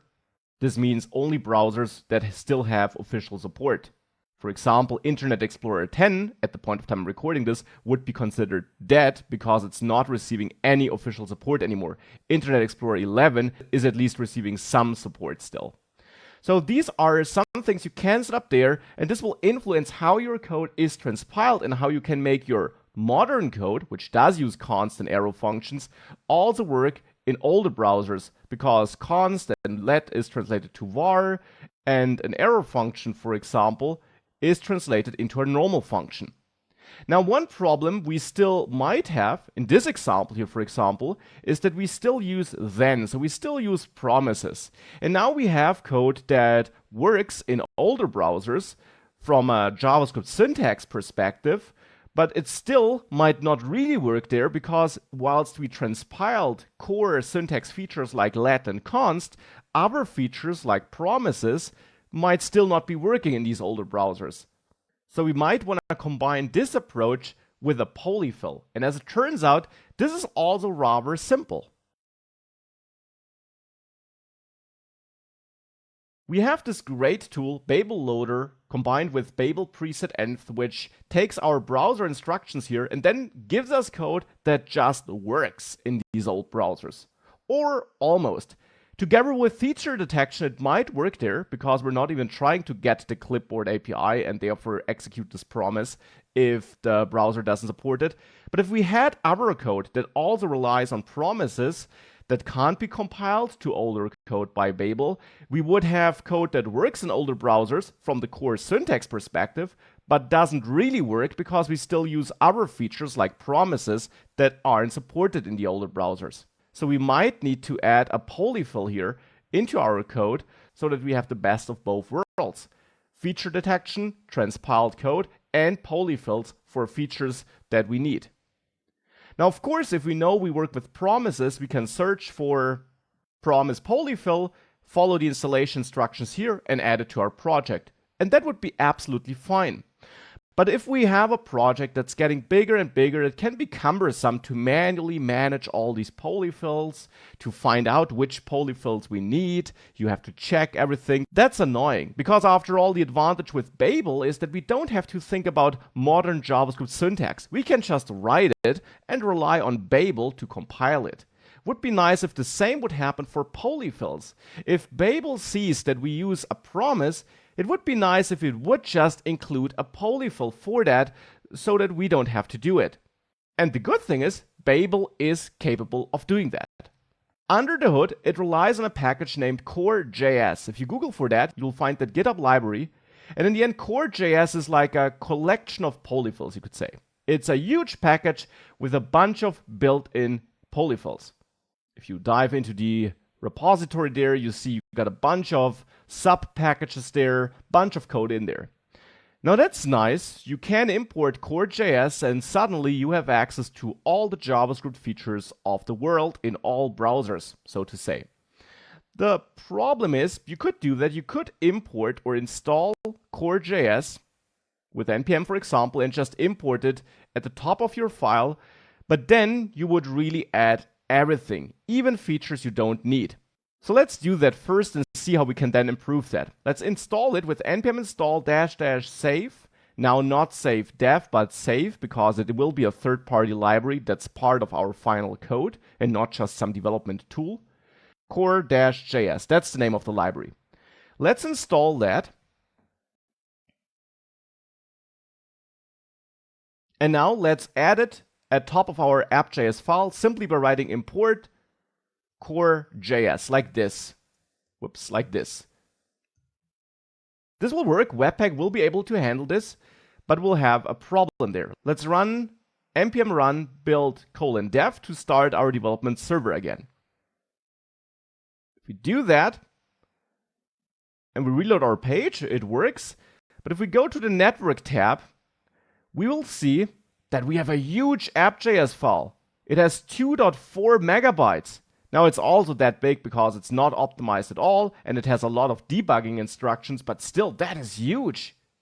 Let's see how big it is if we remove this import. So let's comment it out, save that, it automatically rebuilds.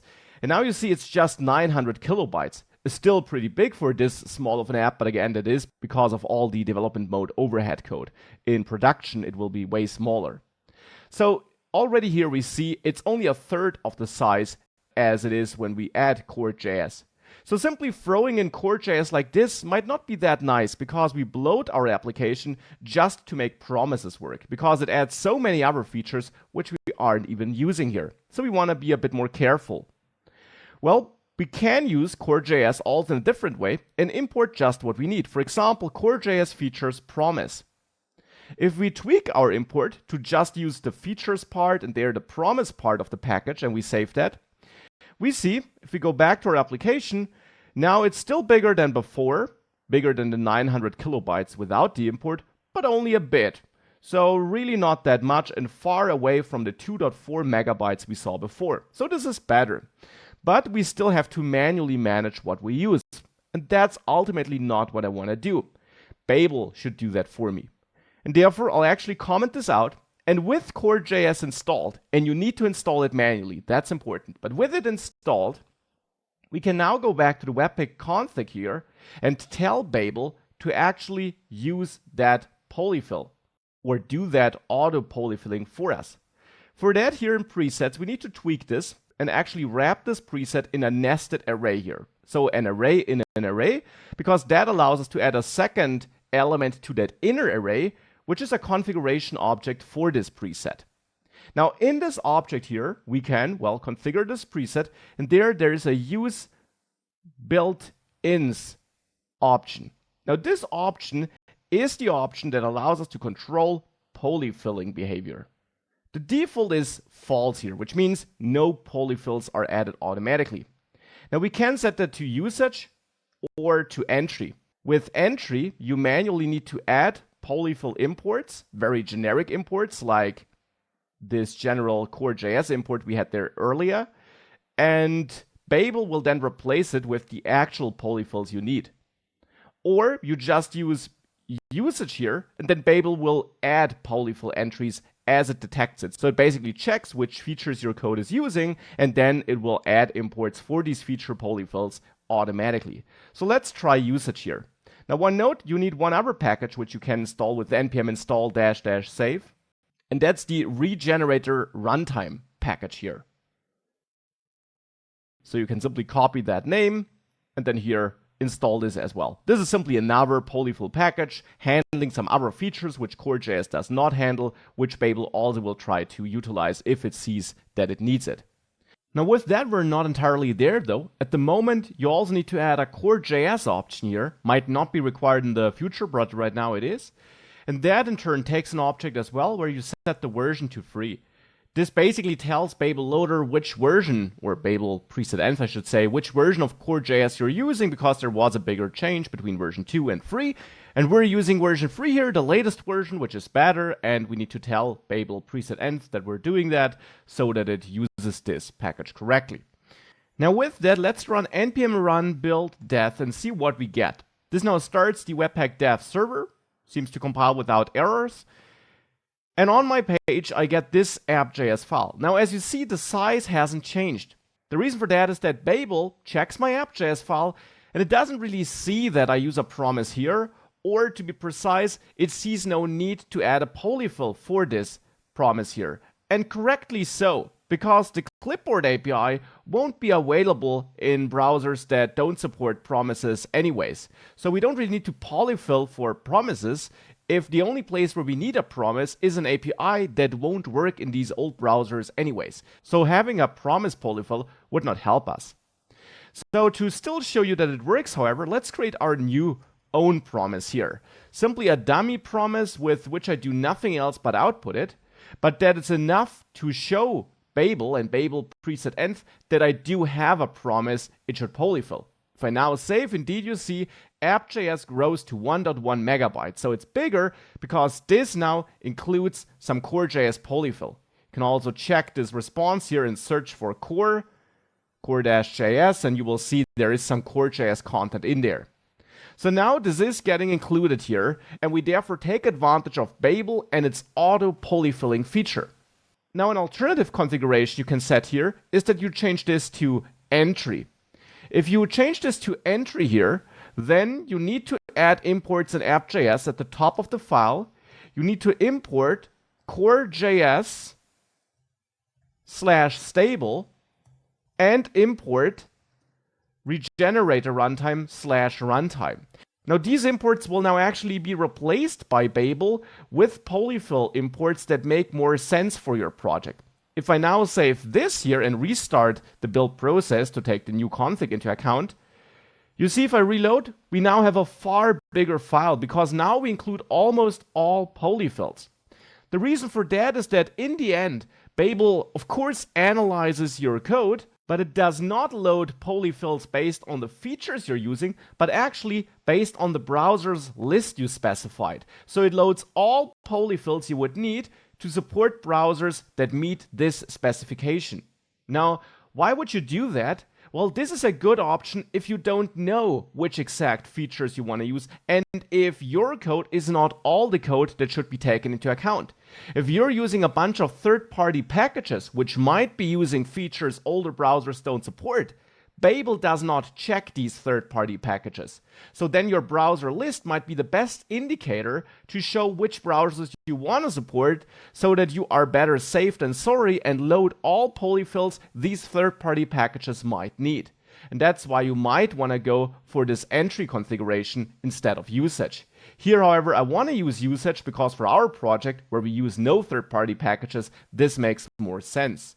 With that, of course, we can comment out these imports, save that, and restart our build process so that we're back to the smaller package here.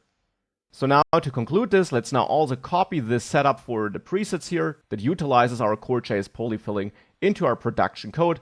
And let's replace this preset here in the array, not the entire array, just the preset with that array so that we have an array in an array to make sure that we now also apply this automatic polyfilling to our production code. So now if we run npm run build prod, we basically do the same as in development mode, but now we get our production ready code, which also uses polyfills our code might require. So that was a lot of talking about browser support. Now, JavaScript is a hosted language. It does not just work in browsers, but also in other runtimes like with Node.js. How is the situation there? Now, with Node.js and all the other environments, the important thing is that you control which version of JavaScript you use or which version of Node.js you use, which then in turn supports certain features. So you have direct control over the environment where your code will run. And that's the huge difference to browser-side JavaScript, to web applications. There, you don't have control over that. If a feature is available, you can use it in a controlled environment. In an uncontrolled environment, this is simply, well, beyond your control. Therefore, we have to build applications with the tools you'll learn about in this module to make sure they work in all the environments for all the users we want to target with our web application. Now, one last word about browser support. This is a JavaScript course, and therefore I talked a lot about, well, JavaScript code and how you can make it work and the different features you might be using, how you can make all these things work in different browsers. Now, of course, it doesn't stop at our JavaScript file, though. If we go to index.html, we also have our script import. And here, I'm just importing app.js like this because Webpack bundles it all together into one big file. If you would be using JavaScript modules without Webpack, then you might remember that you had to add type module. You can also leave it here when you use Webpack, but you technically don't need it because you don't really use modules anymore. Webpack bundles it all into one file after all. Now, if you do add it, however, because you're maybe not using Webpack, you're working with multiple files and modules, then older browsers will not support this type module script. And then you can add a script where you add the no module tag, just like this, which will be used by older browsers as a fallback. To be precise, older browsers will not understand this script tag and ignore it, and they will not understand no module, but they'll just ignore this attribute and instead execute the script. Modern browsers, on the other hand, do understand type module and execute this script, and they also do understand the no module attribute, and therefore they ignore this script. So this script can hold any fallback code that you want to use in older browsers which don't support modules. Again, if you're bundling all your code together, you don't need that, however. Another thing that might be interesting is users who disabled JavaScript. Now, most users these days have it enabled, but some might have it disabled. Now, depending on your website you're building, on the application you're building, that might mean that your entire app doesn't work properly. Imagine rich web applications like Google Docs and so on. They really rely on JavaScript, and you can't make them work with fallbacks without JavaScript. In that situations, you might want to show some message to your users, though. And that can be done with the no script HTML tag, where you can say, please enable JavaScript to use this page, and now your users at least know why it's not working. So this is not really a fallback that magically makes your application work, but at least it tells your browsers who have JavaScript disabled why the page is not working properly. So this is also something you might want to keep in mind. And with that, that's it for this module. We learned a lot about browser support, what it is, how we can plan our application for it, how we should analyze the market, and which resources you can use to find out which feature is supported by which browser and which market share that feature has. You then learned about different techniques like feature detection with fallback code. You learned about polyfills, which you can add manually, or combined with transpilation, another cool feature you learned about, can be done automatically. How Babel Loader, which transpiles your code so that modern JavaScript code can be written and still works in older browsers, and that it does not just compile that code, but also automatically add polyfills for features you might need. And with all of that, you of course have a couple of things to watch out for, to keep in mind, but that is just what web development is all about. It is about writing good code, code that also works on older browsers if you need to support that audience. And you therefore have all the tools now you need to really write JavaScript applications where you can leverage modern features and still ensure that everything works in one way or the other in older browsers as well.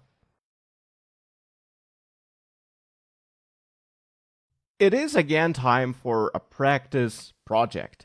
A project where we can practice a lot of the things you learned throughout this entire course, and of course, especially throughout the previous modules. And therefore, in this module here, we'll again build a complete web page, a basic web page. This time, a web page where we will also work with a third-party library, Google Maps, to allow users to get the current location of a user or to enter an address and then get the location of that address and display it on a map, and to then share that place with other users. This is what we're going to build, and throughout this module, we'll therefore encounter a couple of the concepts we learned in the last modules or in this entire course. And of course, in general, this will be a great practice to work with JavaScript. Now for that, to get started, attached you find a little starting project, and there I already set up Webpack for you. So we will use Webpack to bundle our code. In Webpack, we also use Babel to translate our code to older JavaScript code that runs in older browsers as well. For that, in the package.json file, I got a browsers list entry where you see that I target browsers which have at least a market share of 0.5%. And in this folder, you find a dist folder.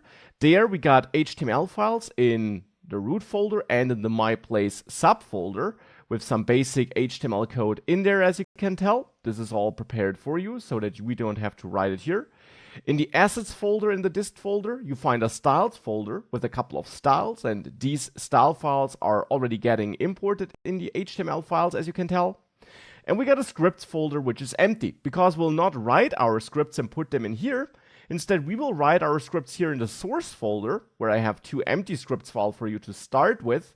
And Webpack will then take these two script files, so we got two different entry points, and build bundles based on these script files and place them in the dist assets scripts folder. And that's where I'm also pointing at in my HTML files. So here I try to import these script files which will be generated there. So this is our starting setup, and with that starting setup, we can write some code here in the source folder in the JavaScript files and make sure that we build a nice application where in the end users are able to pick a location, either by entering an address or by auto-locating themselves. And then we want to display that location on a map. For that, we'll use Google Maps, and you'll see how to integrate that library into this project. And with all of that, we'll then be able to create a link which can be shared, also with the Clipboard API, so that people don't have to manually use Ctrl+C to copy the link. And that link will load that other HTML page and display the place there. That is the goal, and for that we'll dive into many concepts we saw and also a couple of new concepts. Now to get started, we should run this build dev script here, which spins up the Webpack dev server. So you can open the terminal, which is integrated into Visual Studio Code, to have a terminal or command prompt which is automatically navigated into that folder. and then simply run npm run build:dev to spin up that development server. And of course, then as you learned it, keep that server running so that whenever you change something in your source JavaScript files, it will automatically rebuild and reload the page. With it running, you can visit localhost 8080 here, and this is what we start with. Right now, if I press these buttons, of course, nothing will happen. Indeed, when we press find place, we even reload the page. And these are, of course, all things we'll work on. With that, let's get started writing some code. Now, to get started with some code, I want to start in the share place.js file, which is the JavaScript file that ultimately gets imported here in that root index.html file. This is the file which will be responsible for controlling what we have here in the end, for controlling the different buttons we got there to find a place by address or to get the current user location. So we'll start in the share place.js file, and now we have an important decision to make. Do we want to use an object-oriented style where we work with classes, or do we want to use a more functional programming style where we only work with different functions that do stuff and don't organize our codes in classes? There is no wrong or right choice here, but I will go for the object-oriented approach also to make sure that we can practice working with classes again. And therefore here in the shared place.js file, I'll create a new class and I will name it place finder. Now you can name that class whatever you want, of course. You should just follow that naming convention where you start with an uppercase character and then you have one word where every word in the word also starts with a new uppercase character. And this will be my central class for hooking up all these buttons we got in our HTML page for getting an address or for getting a place. So find place and get current location. These two buttons should be managed by this class in the end. So inside of the place finder, I'll start by making sure that we get access to these buttons and that we add event listeners to them. So I want to get access to this find place button, or since it's of type submit and inside of a form, I actually want to get access to this form here and listen to the submit event. And I want to get access to this get current location button and listen to a click on it. So for that, we can go into share place.js and here in the class add a constructor so that we have some code that runs right away when we create a new instance of this class.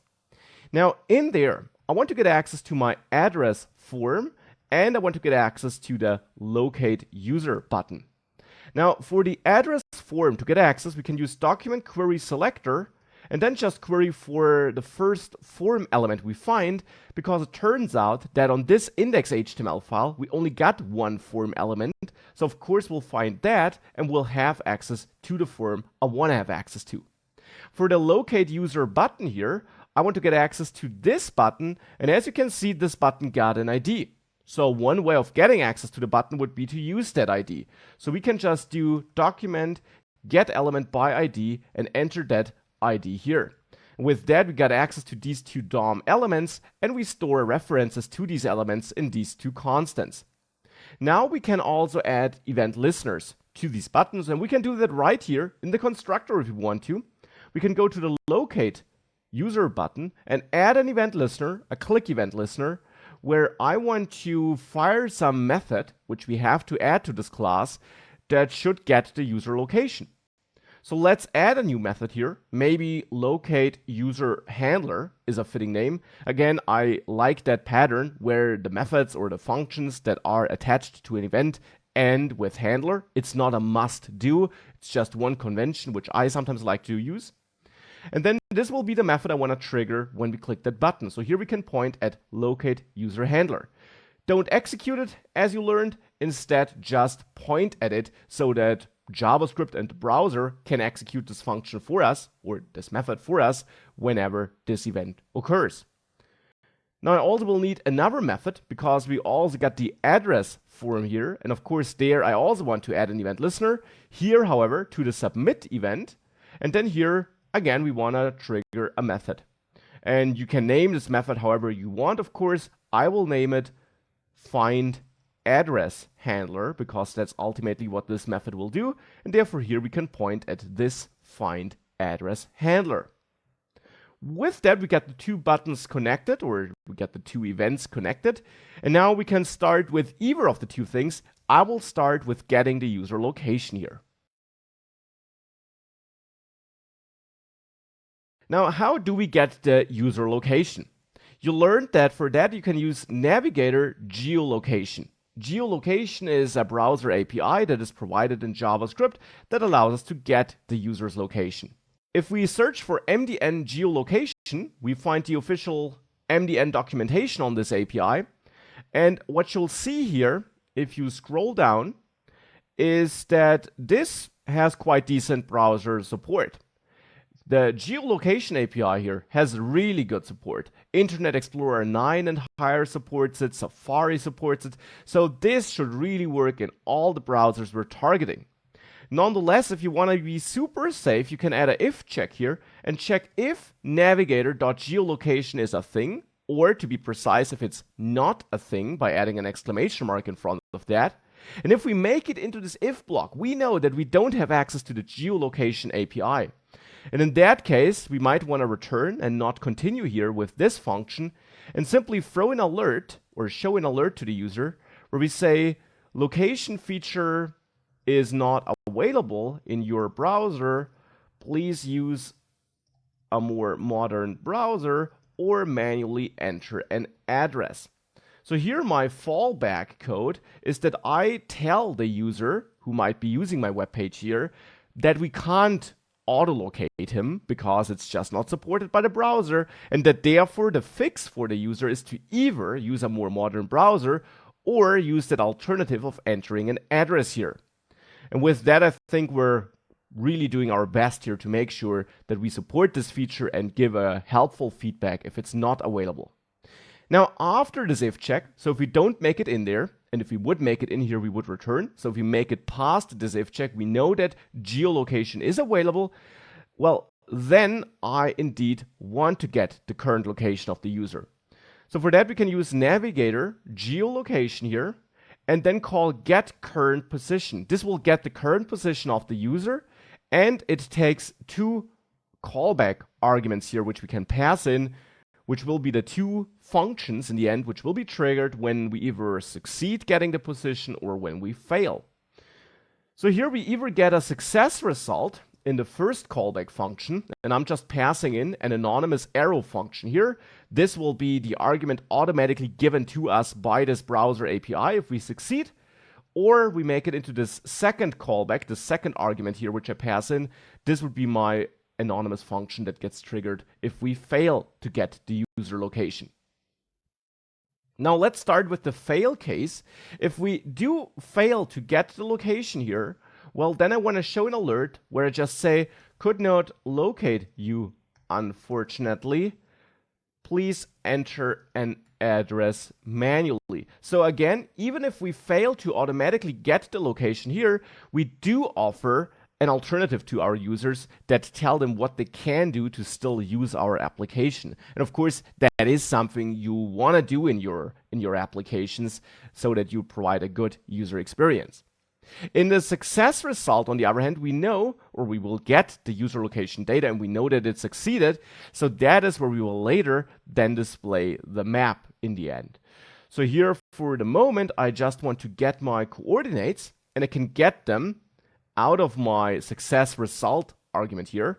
And my coordinates should be a new object here, where I have a latitude, so a lat key, and where I have a lng, a long key. And by the way, of course, you could create a new class for this, which you then just create with the new keyword to make sure that you always have the correctly named properties in there. Here, I'll do it on the fly with this object literal notation.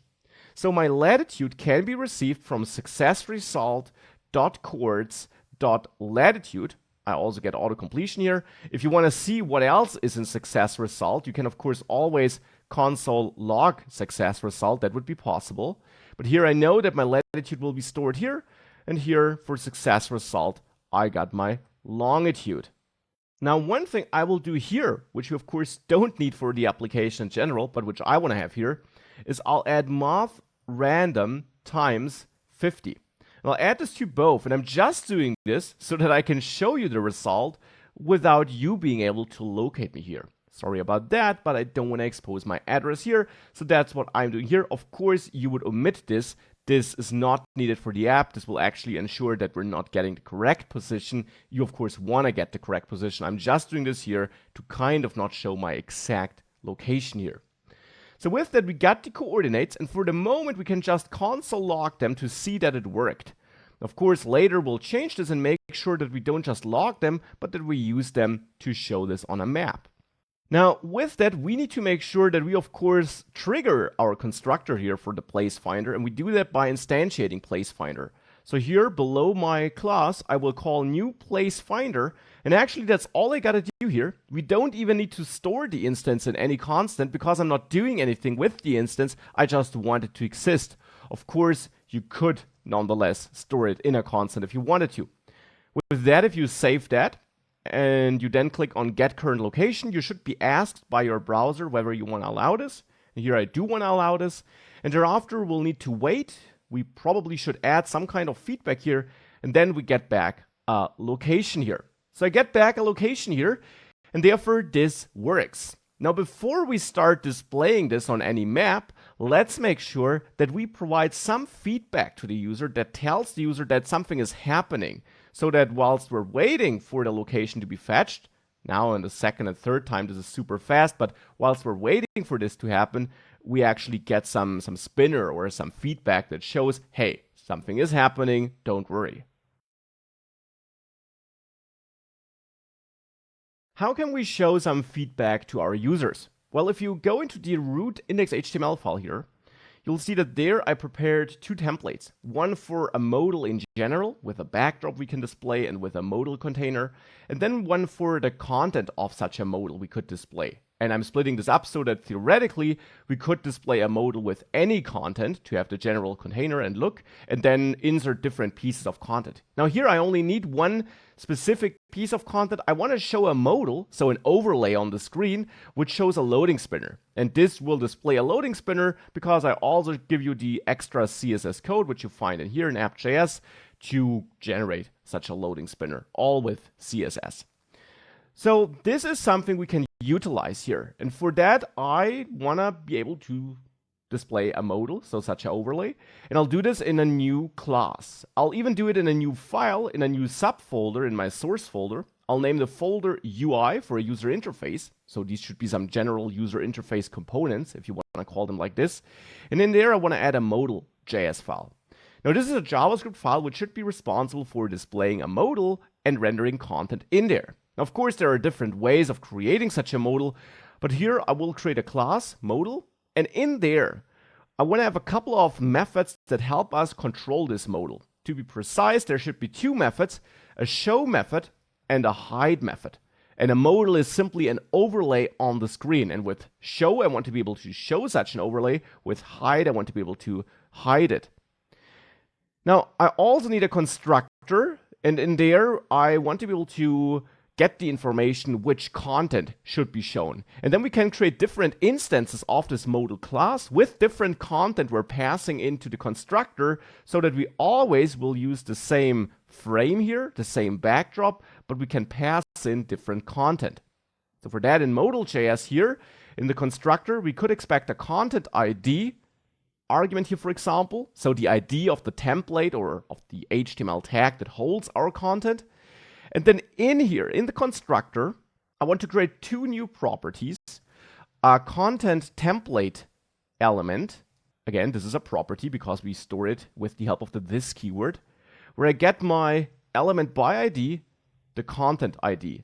So this will give me access to the template element in the DOM that has this ID. So for example, if you want to show the loading spinner, the template ID would be this ID. We pass this to the modal class and we would get access to this template DOM element. Now we also need the modal itself, so the backdrop and the container. And for that, I'll get my modal template element with document get element by ID.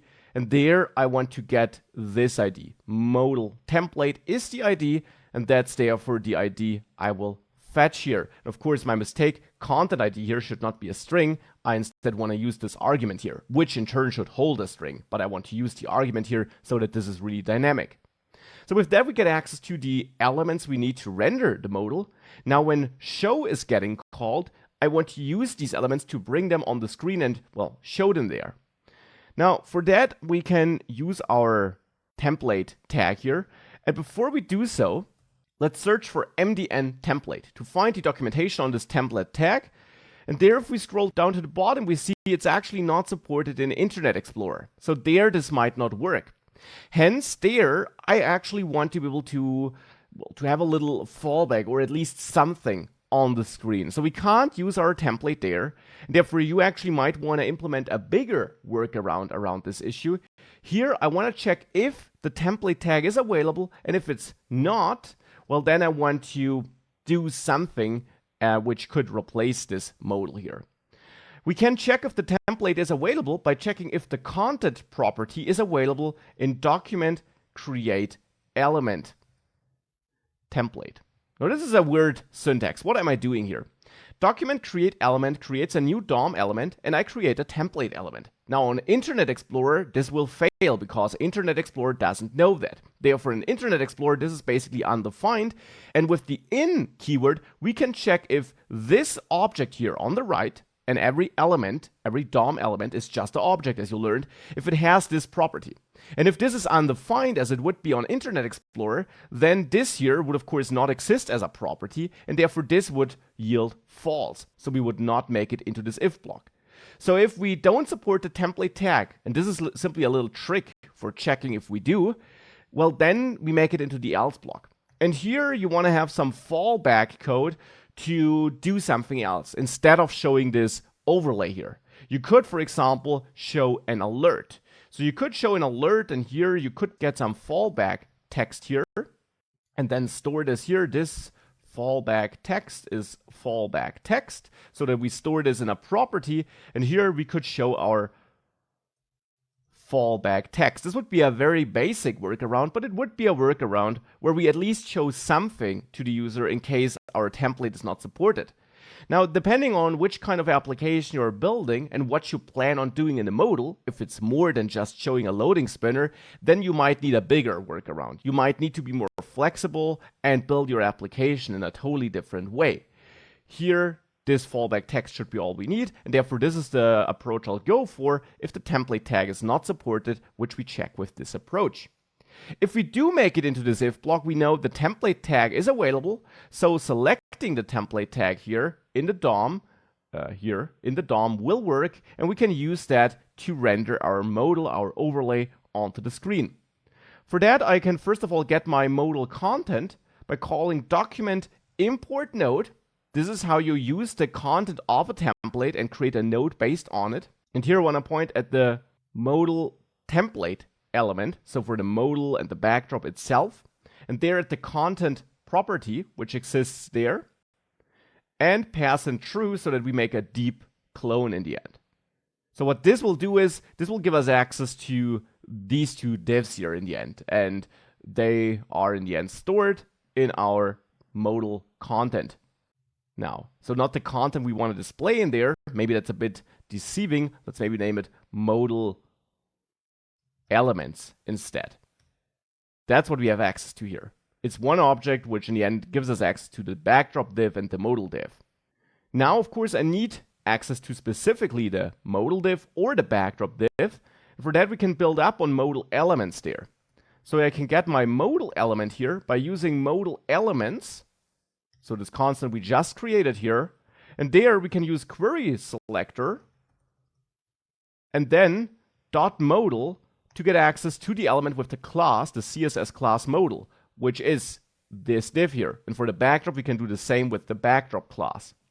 So here we can duplicate this and have our backdrop element here with the backdrop class we're selecting. So now we got access to the two elements that we need as a frame and as a background for our modal overlay. Now we just need to get access to the actual content we want to display in there. So here I'll create a new constant now, content element, and we can get this with document import node, and then this content template element dot content, and also create a deep clone here with true as a second argument. And this gives us access to the actual content we want to display based on the content ID we got here in our constructor. So now we got all the pieces together. Now we just need to add it to the page. So first of all, on the modal element itself, I will append child, if you want to have best cross-browser support, my content element.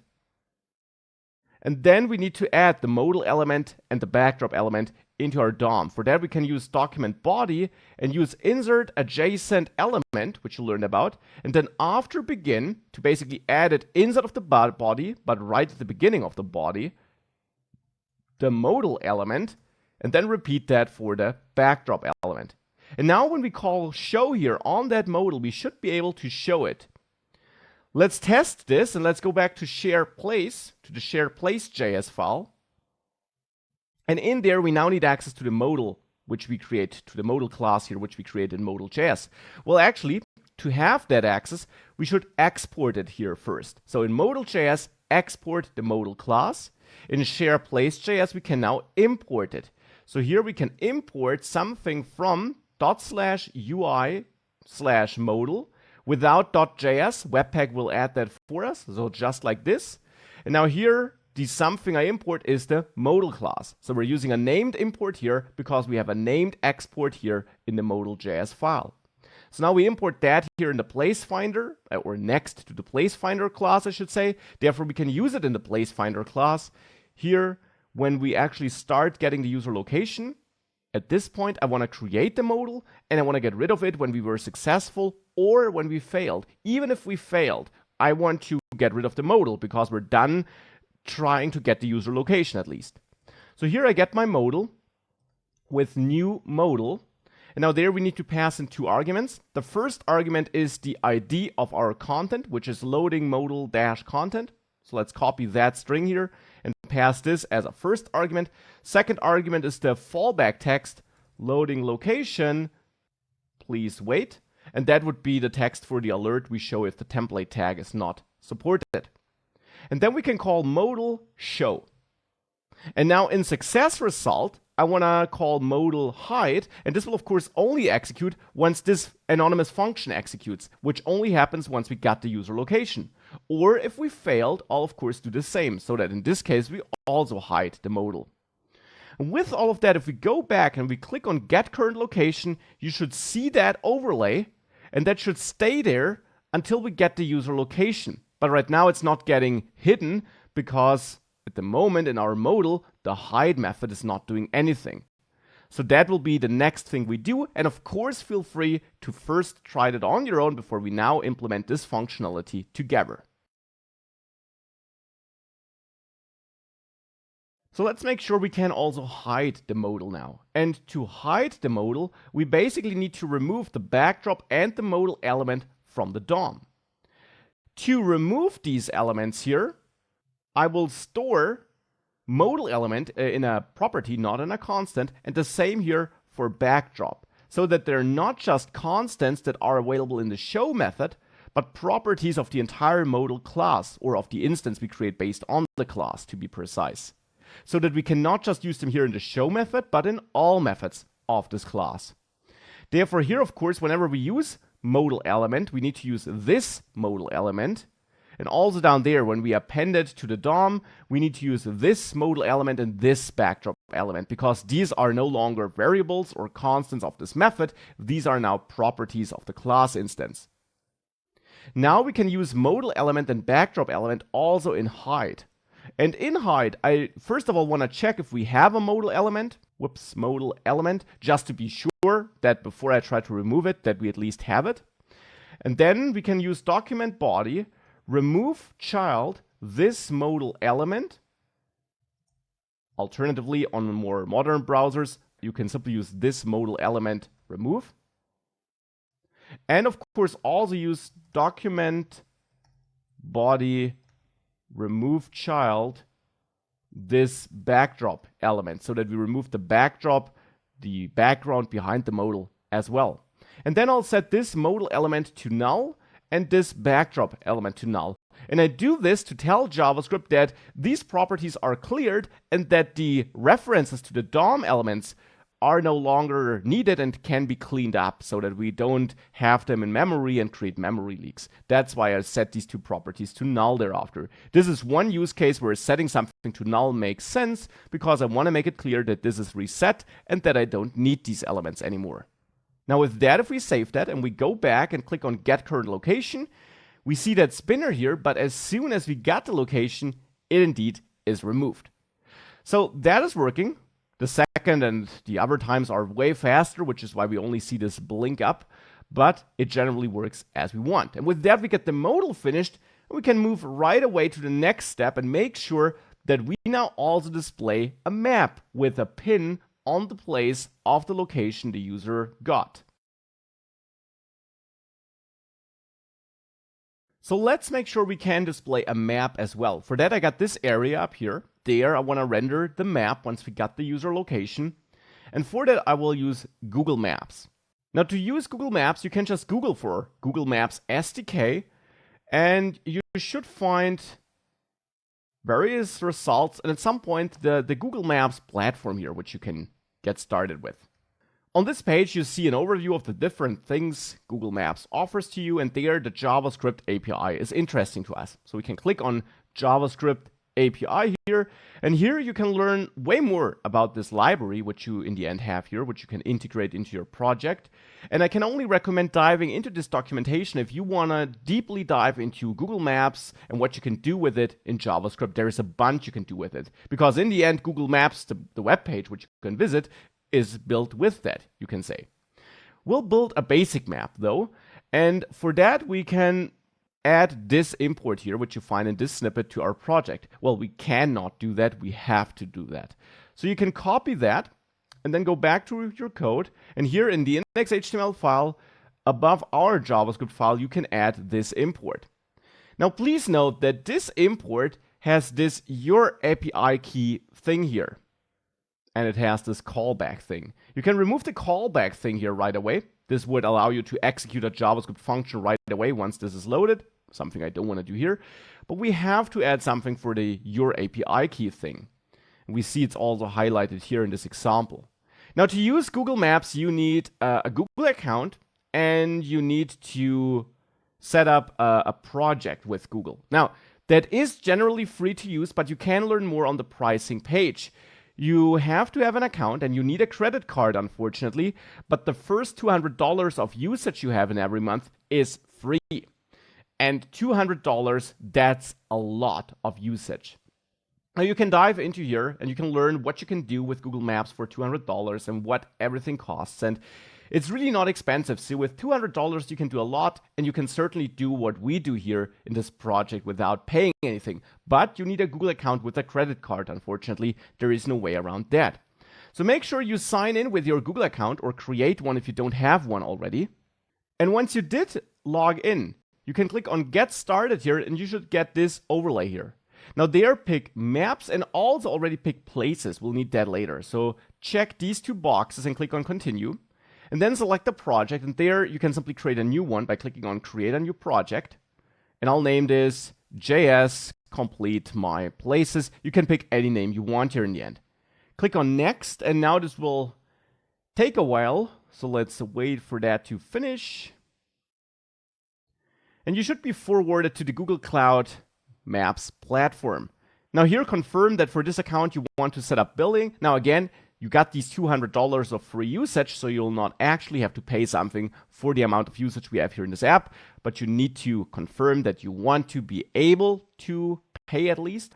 And with that, you can click on Next here, and now wait for that to finish. You see the same kind of overlay we built here in the end, by the way. And then you get this API key. Now, the one you see here will be invalid by the point of time you're watching this, so definitely use your own one. You can't use mine.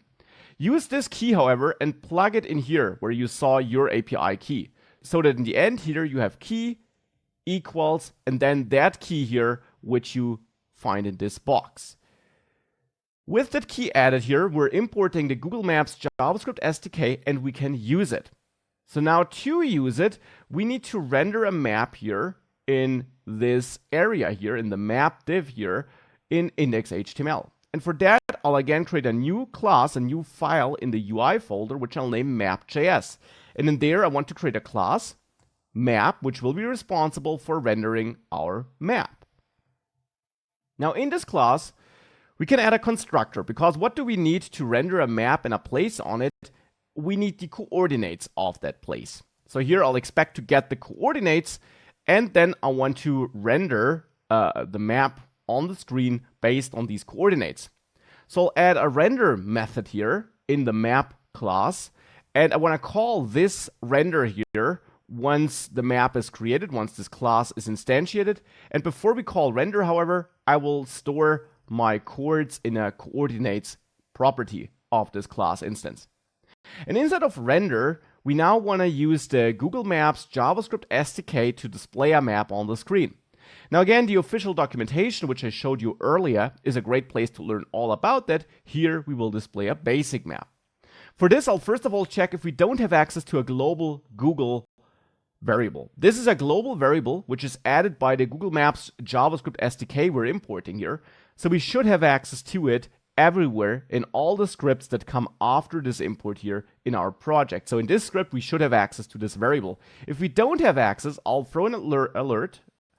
Could not load maps library. Please try again later, to tell the user that something went wrong and at the moment we can't render the map. And thereafter I will return so that the lines after this if statement don't execute. If we make it past this if statement, however, we know Google Maps was loaded correctly and we can start working on the map. And working on a map is really, really simple. All we gotta do here is we call new Google, so using this global Google variable, .maps.map. So in the end here we get a class or a constructor function provided by the Google Maps package, which we instantiate. Now to this map constructor here, we have to pass the element, the DOM element in which we want to render the map. In my case, that is this div here with the ID map. So we can select this div by its ID, of course, and pass a reference to this div to this map constructor here. So for that, we can use document get element by ID map here, whoops, with a lowercase m, and forward that to the map constructor by the Google Maps package. You can also pass a second argument where you can configure the map, for example, on which place it should be zoomed in at the beginning. And there my center, you can set a center property here in this object, should be my coordinates, because this center property, and you'll learn all about that in the official docs, expects an object with a let and a long key. And that's exactly what I want to pass into my constructor here later, so that we can use that here. We can also set a zoom property here in this configuration object and set this to 16 to be zoomed in a bit on this map we render. Now I will store this map here in a constant map, and I also want to add a marker to it, so a pin which we place on the map. We can do this with new Google Maps.marker, so instantiating this constructor function here, which is also provided by the Google Maps package. And to that, you pass in an object where you configure where to place that marker and how it should look like. And again, in the official documentation, you learn way more about how you can configure such a marker in detail. You find a link to that attached to this lecture, by the way. And here I'll just set the position to this coordinates again to place the marker right in the center of the map. And then we have to also tell Google Maps on which map this marker should be placed, because it's not natural that this should be this map. This marker is created totally standalone from this map. So we have to add a map property in the marker configuration and point at this map constant here, so that we tell Google Maps that this marker should be placed in this map. And with that, we should have everything we need here. We can now create this class here, instantiate it, and hopefully render a map on the screen. So for that, we just need to export this class, and then we can import it in share place, of course. And here in share place, I'll add a new method, maybe here below the constructor, doesn't really matter though, and I'll call it select place. And I expect to get my coordinates here as an argument. And in here, I then want to render my map. So we can import map from ./UI/map. So from this map file we just worked in. And then here, I want to create a new map and forward my coordinates. And this should be an object with a let and a long key, which I actually create down there. So we got exactly what we need. So we forward this here. And I now want to store this map, which we create, this map instance, however, in a property named map in the place finder. And I'm doing that so that when we call select place, we can check if we already got a map, in which case I actually want to reuse the current map, or if we don't. So if we already have a map, then I actually want to call this map render, so this method we have in there, and only create a new map if we didn't create one in the past, so that if we get the user location twice in a row, we don't create a brand new map object all the time, but instead we reuse the existing one and just render a new Google map on it, so to say. For that, we just have to make sure that the render method in the map is a bit more flexible and we can forward the coordinates to it directly, so that in our map here, in map.js, when we call render, we expect to get the coordinates here as an input, and we therefore forward coords here to the render method instead of storing it in a property, which we don't need now, so that we can call it from both in the constructor and from outside of the class. And then here we use coordinates instead of this coordinates, also down there. And this allows us to create a new Google map, either in an already existing instance of our map class here, or in a brand new instance. If you wanted to, you could also dive into the Google Maps JavaScript SDK documentation to find out how you can use an existing map, which you might already have, an existing Google map, which you can store in a property of the map class as well, of course, and just zoom to a new location if you wanted to do that. This is also something you could do. It's not something I'll do here though, because I don't want to primarily focus on Google Maps, but on JavaScript in general. So I'm fine with just creating a new Google map here. The old one will be dropped from memory anyways as soon as we don't need it anymore. So with that, back to SharePlace.js, we render our map in the end here with the help of the coordinates we got. And now we just need to call select place from inside our success result method. So instead of console logging the coordinates, we can call select place and forward the coordinates. And with all that work, if we save that and we go back to our application, we should be able to click on get current location, and it spins. And once it's done spinning, it should actually render this, but I'm getting an error. This select place is not a function. And do you know what could be the issue here? Well, the issue is that we're using the this keyword here, right? We do this in the end in locate user handler. We do it here in this anonymous function, but I'm using an arrow function here. So this inside of the arrow function, as you learned, has the same context as outside of it. Outside of the arrow function means inside of this method. And what does this refer to inside of the locate user handler? For that, we need to analyze how locate user handler is called. And it is called here when we click on this button. So it's called upon this event. And you'll learn about this early in the course. When we have an event listener that calls a method, this inside of this method or function does not refer to the surrounding context here. Instead, this refers to the target of the event. To change this, we need to call bind here and bind this inside of locate user handler to this, so to the this keyword in this line here, which means this as it is defined in the constructor, which indeed is our class and the instance based on it. So with bind this, we ensure that the this keyword inside of locate user handler refers to the class instance and not to some DOM element which triggered this event. We will, by the way, later need the same for submitting this form, so we can already bind this as well. And now with that, if we save that, and we again click on get current location, it loaded super fast, and it renders something on the screen, zoomed in quite a bit because I'm in the middle of nowhere, as it seems like. If I get a new location, I'm even in the ocean here. And that's of course because I randomize my location. You should really get the pin in the location where you're at. So this works, however, that's the main takeaway. We can render our map here. That is working. We can render our Google map here, which we can display. And therefore, we got that working in exactly the way it should work.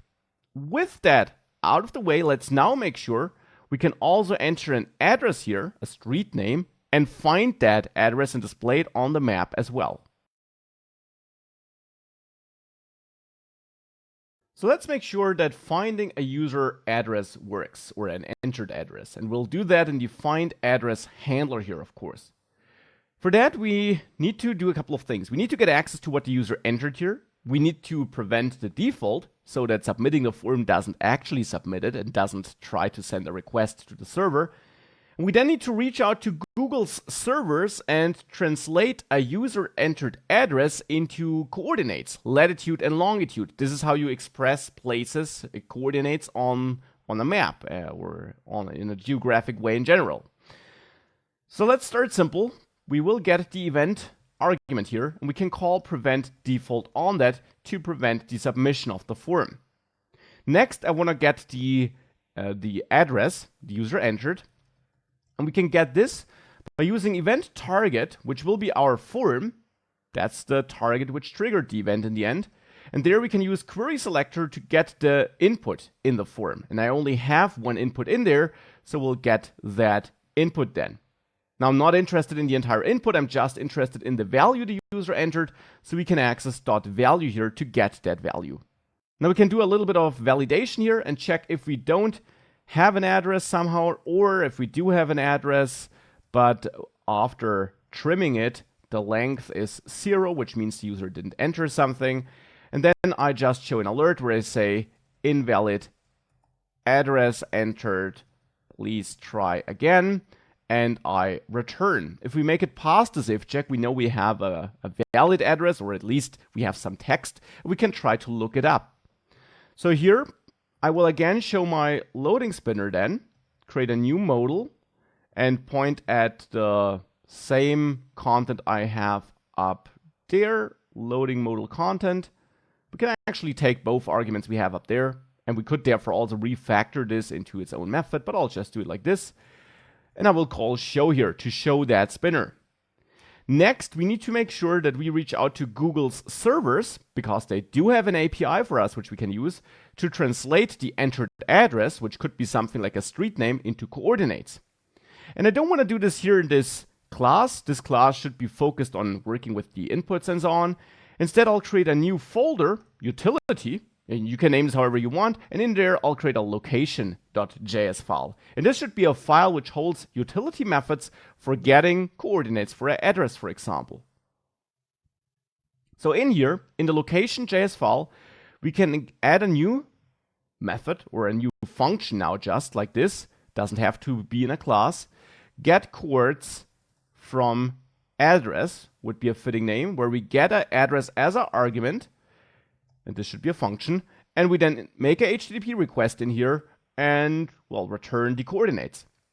Now I want to export this function so that we can use it from outside this file as well, and I will add the async keyword inside of it, because we will use a promise in here. We will send a HTTP request, and I want to use that async await syntax you learned about in the course to have this more readable promise syntax instead of using then and catch. But of course you could use then and catch as you learned it in the async code section. Now in here we need to send a request, and we need to send this to Google's servers. To be precise, we'll need the geocoding API Google offers. And if you Google for Google geocoding API, you should find the official docs here. Now as always, here you can learn all about that, and you will need an API key and a working project for all of that. But with that, we can just copy this example URL here by clicking this copy button and send a request to this with our real address for which we want to get coordinates. So we can use the fetch API here, which of course not all browsers support. So we might want to use a library like Axios instead, but here to also practice fetching again, I'll go with that, and send a request to this URL. Whoops, enter it as a string here.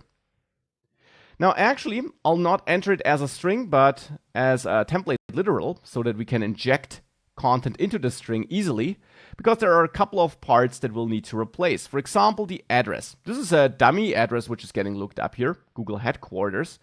And we can replace this entire part here with our actual address. So here I'll inject some content. Same for the API key. We need to replace that, and I want to inject it because I will set up a global constant here, Google API key, where I want to store that key. And that can be the same key as you're using in your index.html file.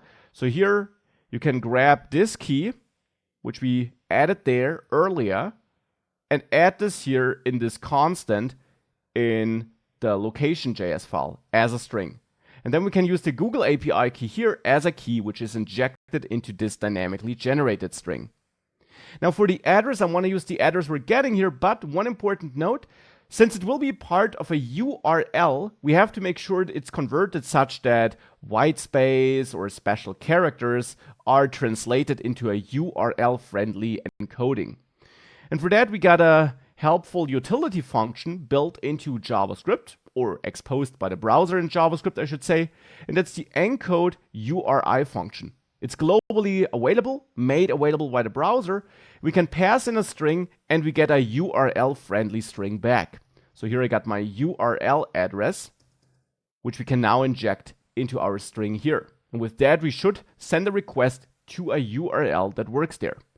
It should be a GET request, so we don't need to configure it in any other way. And instead, we can just await it, because I'm using async here, and store the response in a constant. Of course, as I mentioned, you could use then and catch as well. Now, if the response is not okay, then we know we have an error. So I want to throw a new error here where I say failed to fetch coordinates. Please try again. If that's not the case, I want to extract the response data by awaiting response JSON. And now that should be our coordinates data, but, and that's a Google specific thing, it could also fail without using a error status code, so without making it into this if block. And we can tell if it failed if we have a error message property in the response body. So it will have a 200 status code, and still it might have such an error message which signals that it failed. So in this case, I also want to throw a new error using this built-in error constructor function JavaScript provides. And there, use the error message as an error message I forward. So the error constructor function here is really built into JavaScript and globally available there. If we make it past all these if checks, we know we have a successful response and we got the response data, which should hold the coordinates. Now we can console log the data here to get a feeling for its structure. Of course, that's also something you find in the official docs, though it will look something like this. And in there, what you'll have is a results key, which is an array, and the first element of the array is itself an object, which will have a geometry property, which will be an object with a location property, which will be an object with latitude and longitude. And that's the thing I'm interested in. So to extract this here, we can get our coordinates by accessing data results, and there the first array element, as I just explained, there the geometry key, and there the location key. And that will then be an object with the lat and long keys. And I want to return these coordinates, this coordinates object, as part of this getCoords from address function. And now we can use this in share place. So we added this getCoords from address function. Let's now use it in share place. There, when we have the address entered by the user, I want to, well, try to convert it to coordinates. So for that, let's import this function we just created from /utility, utility /location, and the function name was getCoords from address. And let's call this function in the findAddressHandler method, getCoords from address, and forward that address which we retrieved here from the user input. Now this will return a promise because we're using async await in there, and as you learned, the entire function which you use async await in will return a promise. So we should add then here to actually get the response, or what I will do, use async await on this method as well. You can use async await there as well because in the end it's just a normal function, just being part of a class. We can add the async keyword here, so that here in front of get coords from address, we can await instead of using then and catch. Now we'll get the coordinates here ultimately, and we can store this in a constant, so that thereafter we can call this select place and forward the coordinates. And we'll forward coordinates in exactly the same format we would get them if we auto-locate the user. Now, of course, this might fail though. We're throwing a couple of errors in here after all, if certain things go wrong. So we should also wrap this into try catch. If you're not using async await, you would use a catch block simply, and catch any potential errors we might be getting here, so that we can simply throw an alert where we display the error message. The built-in error constructor function gives you an object which has a message property where this message you're passing in here to the constructor will be stored in. So I can display these messages to the user in an alert now if something fails here. Otherwise, we should hopefully get the coordinates and display them. And thereafter I'll call modal hide. This is not getting executed right away because we have a wait in there. So since we have a wait in there, we'll wait for this to finish before the other lines execute, because all the other lines thereafter, as you learned, are in the end just wrapped into an invisible then block, because we just use promises here, just invisibly converted from then and catch to await and try catch. So lots of work. Let's save that and let's give it a try. Here, let's enter a street like 6th Avenue and click on find place, and we get the spinner. And if everything works correctly, you should get this output here where the marker is somewhere in 6th Avenue. And of course, you could enter a more detailed address here, your own address maybe, to see whether that works as well. You can also write New York here, and Google really does its best to locate this and find the right location. So with that, we get this functionality added as well. Now, as a next step, I want to make sure that based on this, we now always get an address, even if we auto-locate the user, which we're currently not doing. We're not getting an address for that. And that we then show a shareable link here, which we can use to, well, in the end, open this page here and start on such a map with the marker placed in there. So let's start by making sure that we can not just get the coordinates for an address, but also the address for coordinates we might enter, so that we store both the coordinates and the address, because I want to have both for then displaying this to the user when we have this shareable link. So in the location utility file here, we can add another function, either in front or below the other function, doesn't matter.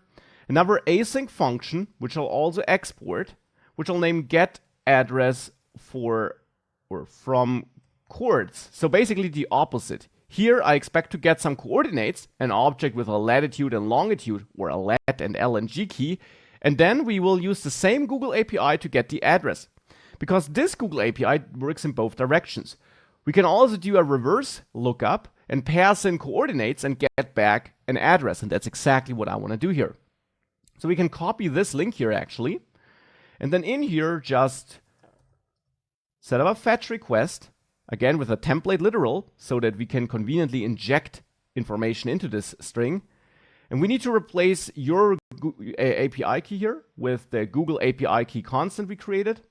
And then the latitude here, up to the comma, excluding the comma, with something, and the longitude after the comma, up to the key here. Now for the latitude, I want to enter coords.lat. Coords should be an object with a lat property, and coords.lng, so that we forward this information into this string and set up a correct URL. Now since we use async, we can again await this and store our response here. And now I'll just copy this check I'm performing down there, because I need the same check here, and that should be response. And here I'll just say failed to fetch address. And therefore, after these if checks, I know that this worked and we should have an address. Now, how do we get the address? If we have a look at this example response, we see it's an object, again with a results key, which is an array. And the first element in the array has this formatted address field, which is exactly what I need. So here we can get the address by accessing data.results, the first result, dot formatted underscore address. And that's then what I will return here. And since we use async await, this is in the end what this invisibly created promise will resolve to. So now we can call get address from coords in share place here when we locate the user. So here, before I call select place, I will get the address here by awaiting, and for that to work, we need to add async in front of locate user handler. So by awaiting the call to get address from coords, which we need to import from the location file, so that down there we can call get address from coords and forward the coordinates object we are constructing here. And I actually only want to hide my modal after that is done as well. So now I got the address here as well, and now I will forward the address here to select place. Also, in our other method, in the find address handler, select place should here not only get the coordinates, but also the address, which we have here as well. Here the user entered it. And I'm doing this so that select place now accepts both arguments here. And we can now set up a shareable link, which will lead us to that second HTML file in the end, where we display the address and the map with the coordinates. So now here, let's work on select place. In select place, I don't just want to render the map, but also create this shareable link and output the shareable link here in this input, so that when we click the share place button, we do actually copy it into the clipboard. So with that, let's go back to the share place.js file. And in there, let's get access to the share button. That's the first step. So here I need the share button, and I can get access to it with document. And then this share button does have an ID, share button. So we can get access with document, get element by ID, share button here, just like this. Now actually, I want to set this up in the constructor though, where we also get access to the other buttons and so on. But I will store it in a property, not in a constant. Still here, I want to add a listener, an event listener, a click listener, and we'll hook this up to a method in a second. So for now, we just get access to the share button here. We can then use this in select place. Because initially this button should be disabled, and it is because I set the disabled attribute here. So in share place.js, now that we got an address, I will set this share button disabled to false to enable it. So to set this disabled property to false. Now I want to get access to that share link input. So to this input element here next to the button. And this has an ID of share link, so we can select it by this ID by using document get element by ID share link. And on this share link input element here, maybe name it element at the end, I want to set the value to a link which I now want to construct. I'll do this as a template literal so that we can build this in a more powerful way, in an easier way, which makes it easy to build a string with dynamic values. And there I want to start with the current server address. And we can get this by accessing the location object you learned about earlier in the course, and there the origin property. This gives us our current domain. So in our case here, localhost 8080. Thereafter, I want to add a slash, and then, for example, my-place, and this can't be anything. This should be the name of this subfolder, so that in the end, when we then later visit this link, we load that index.html file in that subfolder, so my-place, and then add a so-called query parameter with a question mark, so that's basically some extra data we can add in the URL, which we then can read from that URL in that other page we'll be loading later. And there I want to set an address key equal to, and now basically set this to the address I'm getting here, but again encode it to work in a URL, which we can do dynamically with encode URI, as you learned. Whoops, URI, capital R and I.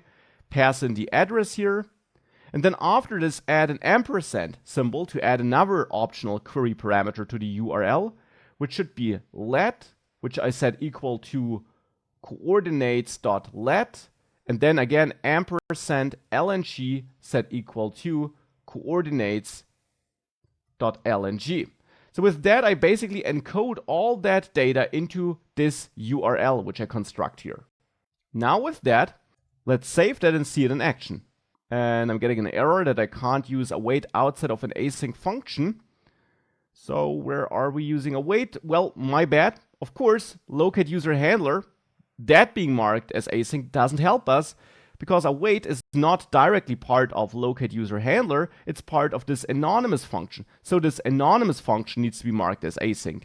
I think that's a good mistake to happen actually, because it makes it really clear that the direct function in which you want to use await needs to be marked as async, not some other function around it, the function in which you directly use it. So this function here needs the async keyword for await to work in it. So now with that, if we save that, I get an error regarding the event listener. That makes sense. Let's comment it out for the moment here in the constructor of placeFinder. And now with that, if we save that, if I get my location, for example, you see now this URL is constructed here, and we can click share place, which for the moment won't do anything, because that's the next thing. I want to make sure that when we click share place, we copy this link into the clipboard. So let's copy the link into the clipboard, and for that, of course, we can use the clipboard API. I briefly touched on this already in earlier modules. If you search for MDN Clipboard API, you can learn more about it, and most importantly, you'll learn that browser support is mixed. So we should definitely check whether it is supported by the browser we're running our code in before we just blindly use it. So first of all, I'll comment in this add event listener code here in the constructor and point at a, let's say, share place handler method. This share place handler. Now we have to add such a method here, maybe directly below the constructor, for that to work. And in there, I now want to use the clipboard API, of course. So I'll first of all check if navigator clipboard is not a thing, which means the browser does not support it, in which case I want to return and not continue, and instead, as a fallback, just select the text, so that at least the user just has to press Ctrl+C and doesn't have to select the full URL. Now to select the URL, I need access to the input. For that, we can copy that code here, where we get access to that input element. Of course, we could have also therefore initialized it here in the constructor and stored it in a property if you wanted to. Here I'll just copy it, and then in here in the if statement, set or call shared link input element select. We trigger the select event here, which in the end selects the entire content in there and marks it. Just to prove that it works, let's do it outside of this if check. And let's then get the current location so that such a link gets generated. And now if I click share place, you see this is selected. So now I just have to press Ctrl+C, which is better than nothing. But of course, if the browser supports it, I want to take that one step further and not just do this as a fallback in this if check, but if we make it past this if check, we know we have support for the clipboard API.